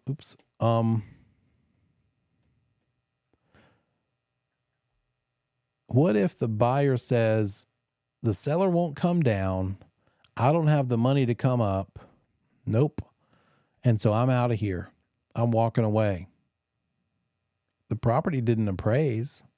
Do they get their due diligence money back since the property didn't appraise? No, they don't. That's huge, guys. That's shocking to some people moving here from other states. And it seems not very fair. And occasionally I'll get a student in this very class, not this class, but these classes, who had that experience and they're wounded and they still feel sore. And they're like, that wasn't fair and it happened to us. And I get it. And I'm sorry. But that's just the way it is, the way it works. Question, let's see. Is there a contingency available in the offer that protects the buyer if the priced house doesn't appraise? There's not a standard one, but there's one that some people have added called an appraisal. What do they call it? An appraisal contingency or a appraisal waiver. That's what we used to call it in the beginning. And that appraisal waiver would be something that would have to be written by an attorney or the client, not you. But it could say, hey, just letting you know, the seller is not going to come down even if it appraises lower. And I've used them before. I've had them made and used them. I had an attorney draw it up. I said to a trusted closing attorney, hey, do you have one of these handy? You could just give me like a fill in the blank version. And they made one for me, for my client. But it's kind of almost a joke because we had it done. We had offers, like 5 offers. We picked the one that signed the appraisal waiver, and they said, yeah, even if it appraises lower than this asking price, we're not going to ask you to lower the price. We will add to our down payment to make up that difference instead. and it came in like $16,000 lower than purchase price. And the first thing that buyer agent said was, would the seller come down? And I'm like, then why did we do the appraisal waiver? You weren't even supposed to ask. We picked your offer out of the 5 because you said you weren't going to ask, and here you are asking. And all I could do is relay the question over to the seller and help them and let them vent to me about how. And at the end of the day, the question is, okay, what does this mean? Can the buyer still walk? Sure. If the seller won't come down, even though the buyer promised not to ask the seller to come down, they did anyway, and the seller chose not to come down. The big question is that buyer going to be willing to walk away from whatever amount of money this is? So you just want to make sure that this amount of money and the earnest money are big enough to hold people to it. No appraisal waiver matters because there's no penalty. Yeah, okay, sign it, but they are always going to have the option to ask regardless. So it's kind of silly and pointless.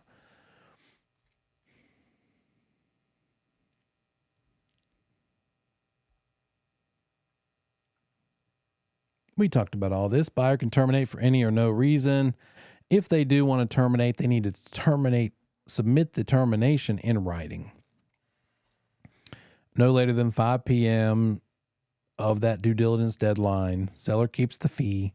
The earnest money is returned to them because they backed out within the period.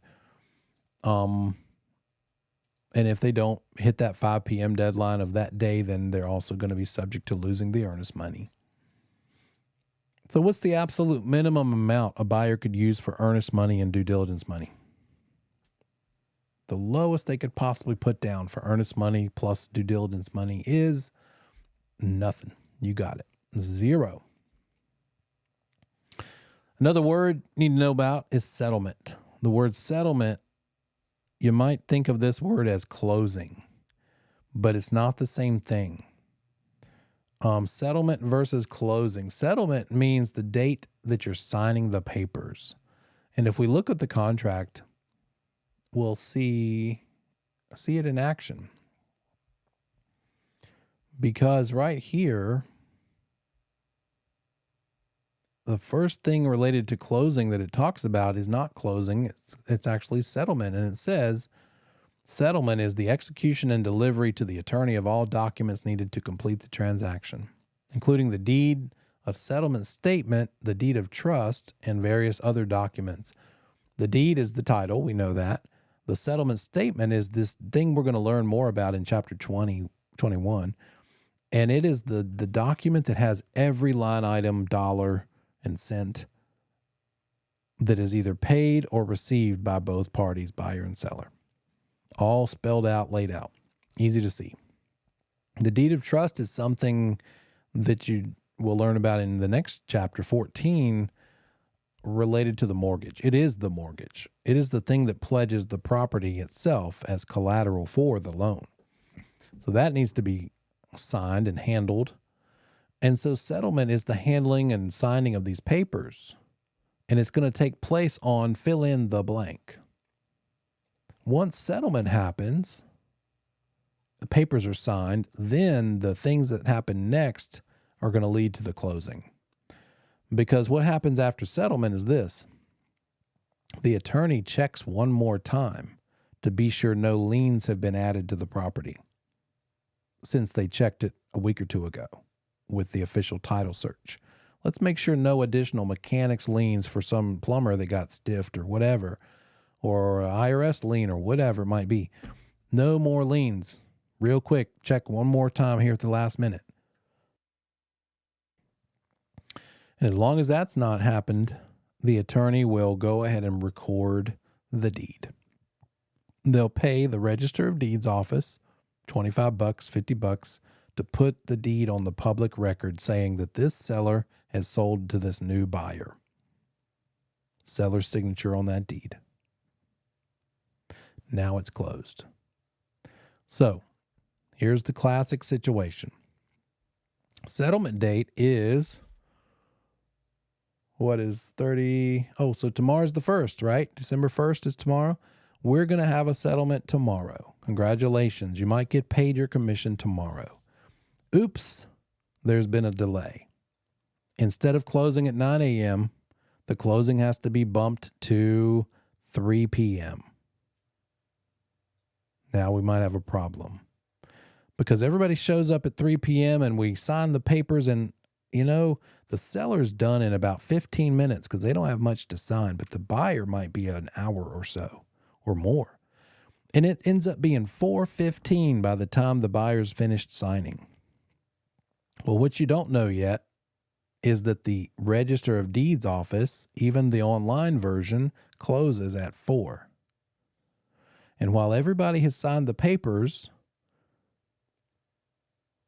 it is now 4:15 and it's not enough time. The office is closed. They can't even sign it and record the deed with the Register of Deeds office. They can't record it at all today, like tomorrow, Friday. Are they open Saturday? Of course not. So the settlement happened on Friday, but the closing cannot possibly happen until Monday. Oops. All the buyer's belongings are on a truck. All the seller's belongings are on a truck for that matter, because they were all planning to close and change possession tomorrow. Do we have a problem? Where are people going to sleep? Somebody's homeless. The seller is still the owner. The buyer isn't an owner like they thought they would be. And they need to sleep somewhere through the weekend, so they might have an idea. They might say, well, all we have to do is that one stupid deed get recorded on Monday morning. Can't we just go ahead and move in? That is guaranteed to be their question. And your answer as an agent is, I hope you can, but I'm going to have to ask the seller. And that listing agent's standard line is going to be, hey, seller, they're asking if they can go ahead and move in. My advice to you as a professional is no. The answer is no, but it's your decision. If the seller goes ahead and lets the buyer move in, and then Monday morning comes around and they go to record the deed, and oops, another lien has been filed. We can't get this cleared up today. Now it's going to be at least another few days, but the buyer is already living there. Do we have a potential problem? And somehow this whole thing goes horribly wrong, and now we have a tenant, a buyer tenant. Can we get them out tomorrow? A tenant can milk the system. They know what they need to do, and they can find out and live there. You can't just boot somebody out. So you might end up with a person in there that was intended to be the buyer, but somehow they can't be. And now we've got a days and days, maybe weeks and weeks, worst case scenario. So that's the danger.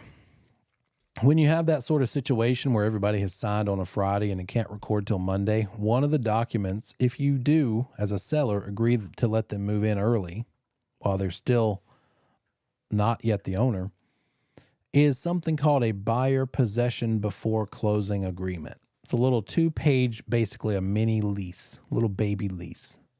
And it says things like, this is just for a few days. The buyer's going to pay upfront at closing X dollars per day for the next 4 days or however many days that we expect this to take. And so that an amount of rent in an upfront lump amount is going to be decided. Little other provisions like who's going to pay utilities, who's going to pay the HOA fee for these 2 or 3 days. And oh, by the way, make sure the insurance coverage is adjusted accordingly. That's a big testable item here. Testable. In the event, the baby lease would be, in this case, called a buyer possession before closing, because we're letting the buyer move in before the closing of the recording of the deed, which is the closing happening.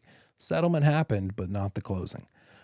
And it's the testable thing, besides what we've talked about already, is who do you need to contact in this case of a buyer moving in before closing? The insurance company. Let's make sure that the seller doesn't cancel their insurance. Because what if they just went ahead and told the insurance company, go ahead and cancel my policy as of Friday because that's when we're closing, and they forgot to call them back on Friday when they found out this isn't going to close today. 2 more days till Monday, and then it doesn't have any coverage for that weekend, and the buyer does some sort of a celebratory move-in party with a bonfire that burns the house down. No coverage. That's the big red flag. That's the big danger. And so they like to test you on that. And in real life, it's a big concern too. And that's why a listing agent tends to say, let's just not even allow it. But again, it's really up to the clients. And let's see. So in that case, Monday morning rolls around, the deed gets recorded, everything's happy, and we're good. But you needed to have those things in place just in case things weren't good. What if the other situation happens? And in this type of market, I've gotten away with this several times. And I've had seller clients who were worried, especially the older ones that have been in their house for 30 years. And they say, I can't possibly get all of my stuff out of my house on that closing day. That seems like a very stressful day. I got to pack up a moving truck with 30 years worth of kids stuff and everything else and sign the closing papers and actually then do the move. What if there's a delay? Valid point. And so because it's a seller's market right now, and we can kind of call the shots a little bit from their perspective, I will usually put in the MLS, seller would look favorably upon offers allowing them to stay several days after closing. Go ahead and close it, settlement and closing, and then let the seller possess it after closing. It's called a seller possession after closing agreement. So that's another version of that baby lease. Either the buyer moving in before closing or the seller moving out several days after closing.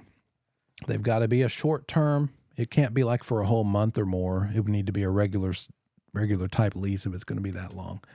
But again, it's just to let that seller have some stress-free. And I just did it with my seller who was buying new construction and had a house to sell. And I said to her, don't worry about the logistics.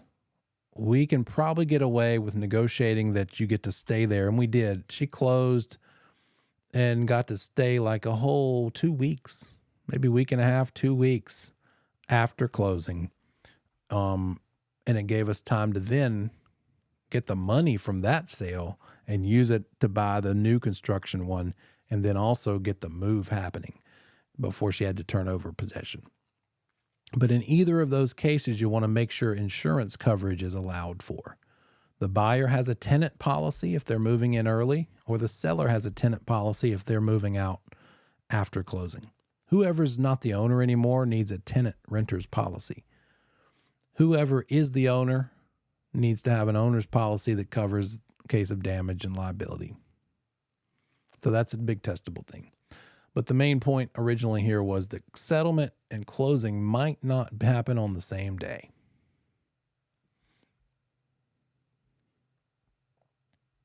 Settlement is the signing of papers. And that settlement date we just saw on the contract had a place to put in the date. It's not an absolute date. It doesn't have the phrase time is of the essence. In fact, it actually has a built-in extension that's allowed because it's so typical. It's so normal that a settlement gets delayed or a closing gets delayed that it's built in that they have an automatic 7 days, potential 7 days to delay that closing by, that no one is allowed to try to charge any sort of a penalty. Sorry, I got dogs messing with the green screen. But right here it says, if the delaying party fails to complete settlement and closing within 7 days of the settlement date originally put in the blank, then the delaying party is in breach and the non-delaying party can terminate and be entitled to enforce remedies available. So there's a built-in 7 days. It doesn't mean you should consider that 7 days automatic. You should really try to hit that closing settlement date. But just know that if maybe something out of the control of the parties, like the lender, there's a delay or any manner of things, there's a built-in 7-day cushion. And then if we do need to use one of those buyer possession before closing or seller possession after, that's where we would acknowledge that we are making this a part of the offer.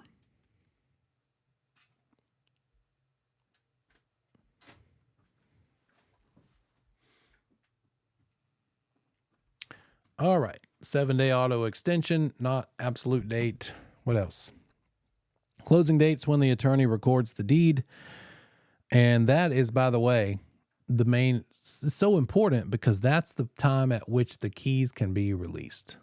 You shouldn't give keys until it's recorded, till it's closed, unless the parties agree otherwise. But it's also the time at which the money will be given out. It's not until this deed gets recorded and this closing happens that you're getting your money and that the seller is getting their proceeds.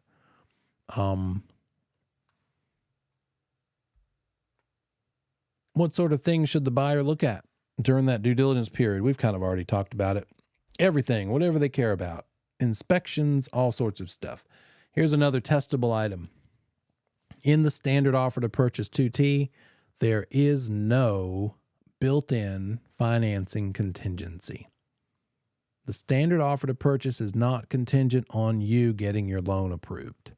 In other words, if your loan doesn't get approved as a buyer, you're still going to lose the due diligence money and maybe even the earnest money if you're backing out of the sale because the loan didn't get approved. The only way you'd get those monies back is if you did have a built-in loan contingency, financing contingency, but there is none. You could add one. If the client wanted one in there, we could try. We could have an attorney draw one up and then put it in with our offer and hope that the seller would agree to it, but they probably wouldn't in this kind of market.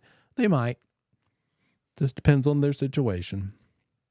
But there's no automatic one. That's what they like to test you on. Does the standard offer to purchase 2T have an automatic finance contingency? No, it doesn't.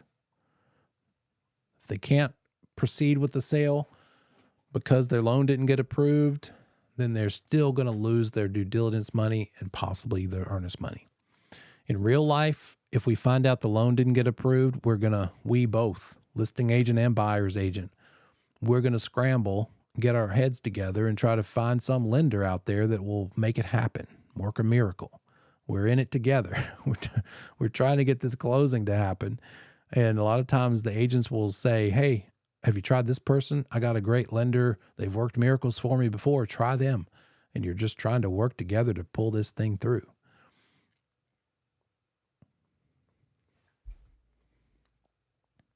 Who's going to have a concern about keys and possession being transferred prior to closing, like that buyer possession before closing situation? The insurance company. That's who cares. They need to be told so they can update the policies accordingly so that everything is covered. Contracts and offers and counter offers are a big one, and they'll give you this long drawn out scenario in the question. You need to identify where in the chain of events did this become a contract. Went from an offer to a contract. So it becomes a contract if the offeree signs the offer, and that acceptance, the fact that they signed it, is communicated to the offeror or their agent. And then what is an acceptable manner of this communication? It depends. How can you communicate? Like phone, email, fax, smoke signals, personal notification? Well, it's right here on the last couple of pages. And if we go look all the way, second to last page, it says so right here at the top in the blue box.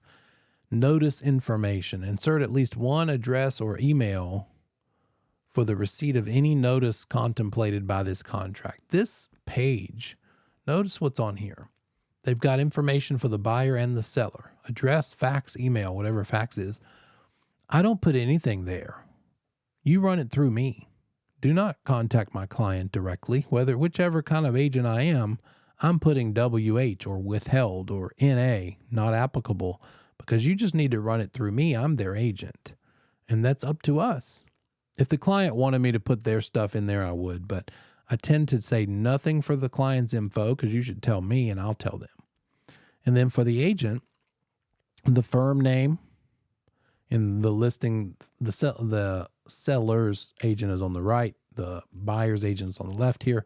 And then what are they? Are you a seller's agent or a dual agent? And then over here for the buyer side, are you a buyer agent or a sub agent or a dual agent?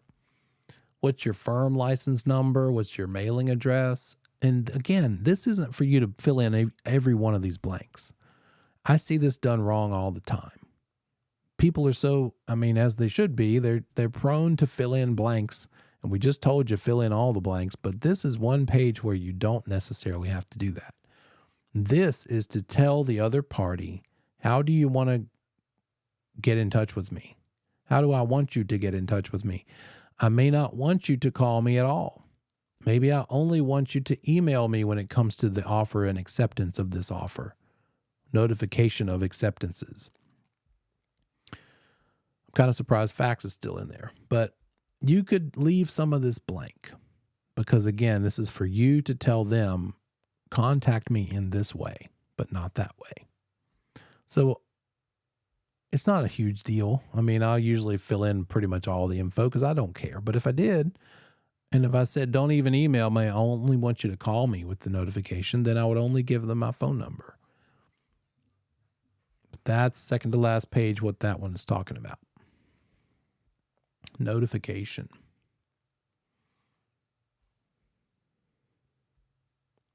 So we have offer and acceptance. We might have a case where that offer is counteroffered, and we just learned that that counteroffer means the offer was rejected, so it no longer exists. And in this case, we have an offer and then a counter, and then the buyer's countering back to the seller, and the seller's countering again to the buyer, and the buyer's countering again to the seller. And then finally, the seller says, nope, we just can't come to terms. We're just too far apart. I'm rejecting your offer. So this is a failed offer and counteroffer situation. Didn't work out. The parties just can't come to terms. Or you could have this one. Everything worked out and resulted in an accepted offer. Back and forth. An offeree is the one who's receiving the offer. The offeror is the one making the offer. So the offeree, the one receiving it, wants to change the terms of an offer prior to accepting it. What would this create? What sort of thing would this make or create?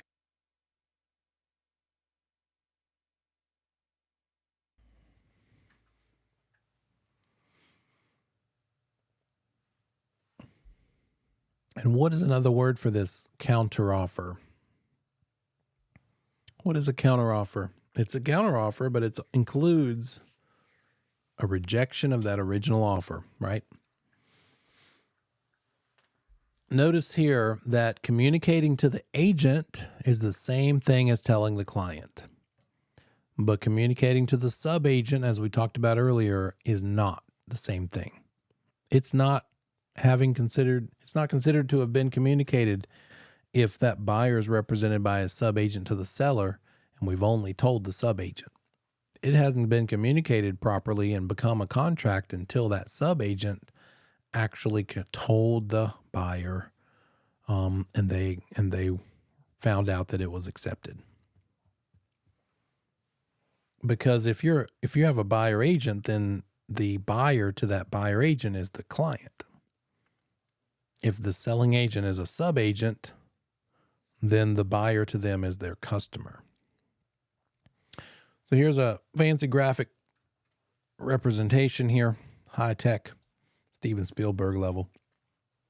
We have ABC Realty on the left with a buyer client. We see the word client and we think, oh, that buyer has a buyer's agent. Because in order to be their client, as it says in parentheses, they would have to be represented by a buyer agent, not a sub-agent to seller. So that's the relationship. The buyer has their own buyer agent. The seller has their own listing agent. And here's the timeline. John delivers an offer on Monday at 6 p.m. The seller signs the offer in front of their agent Mary at 8 p.m. Why does it say signs in front of? It also accomplishes the communication part because she's watching them sign it. Mary calls John at 9 p.m. and says, we have a deal. John calls the buyer at 10 p.m. and says, we have a deal. And the next day, Tuesday morning, John delivers the contract. Where in this chain of events, these 5 bullet points, did this become a contract?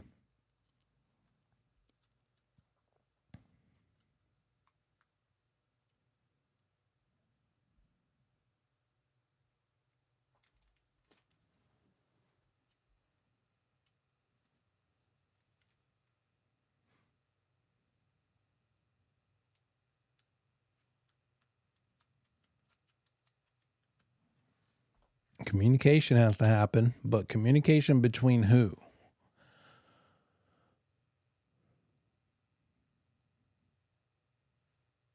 Yeah, you could do that. You could do it with a time, or you could do it with a bullet. Communication from one side of the volleyball court to the other, crossing that volleyball net, right? So it's going to be when Mary, the listing agent, called John, the buyer's agent, at 9 p.m. and said, we have a deal. When the seller signed it in front of their listing agent, Mary, that was not communication. It was communication from the seller to Mary, but that's not what counts. The communication needed is the one from the one side to the other. So by telling buyer agent John at 9 p.m., that's good enough. Even though the buyer doesn't yet know, because John still has to call the buyer and tell him it got signed, but it doesn't matter as far as this being under contract. We are under contract. And if John, the buyer agent, called the buyer and said, hey, good news, they signed it, and the buyer said, oh, wait, I was just going to call you and tell you I don't want to do it anymore. Too late. Too late. But you might be thinking, yeah, but where's the money? What if the due diligence money is not in the possession of listing agent Mary yet? And it's not. Why would it be? You wouldn't give that over until we have a contract. So the money is still in the buyer's possession and the buyer wants to back out. But the communication that was required has already happened from listing agent to buyer agent. It is not our job to enforce the money. All we can do is tell our clients, look, we have a contract. It was communicated properly. You've got to give that money over to the seller now. And if the buyer said, well, I'm not going to do it, I changed my mind, then all we can do is say, well, then you are subject to some sort of legal action. The seller could sue you because you do have a contract.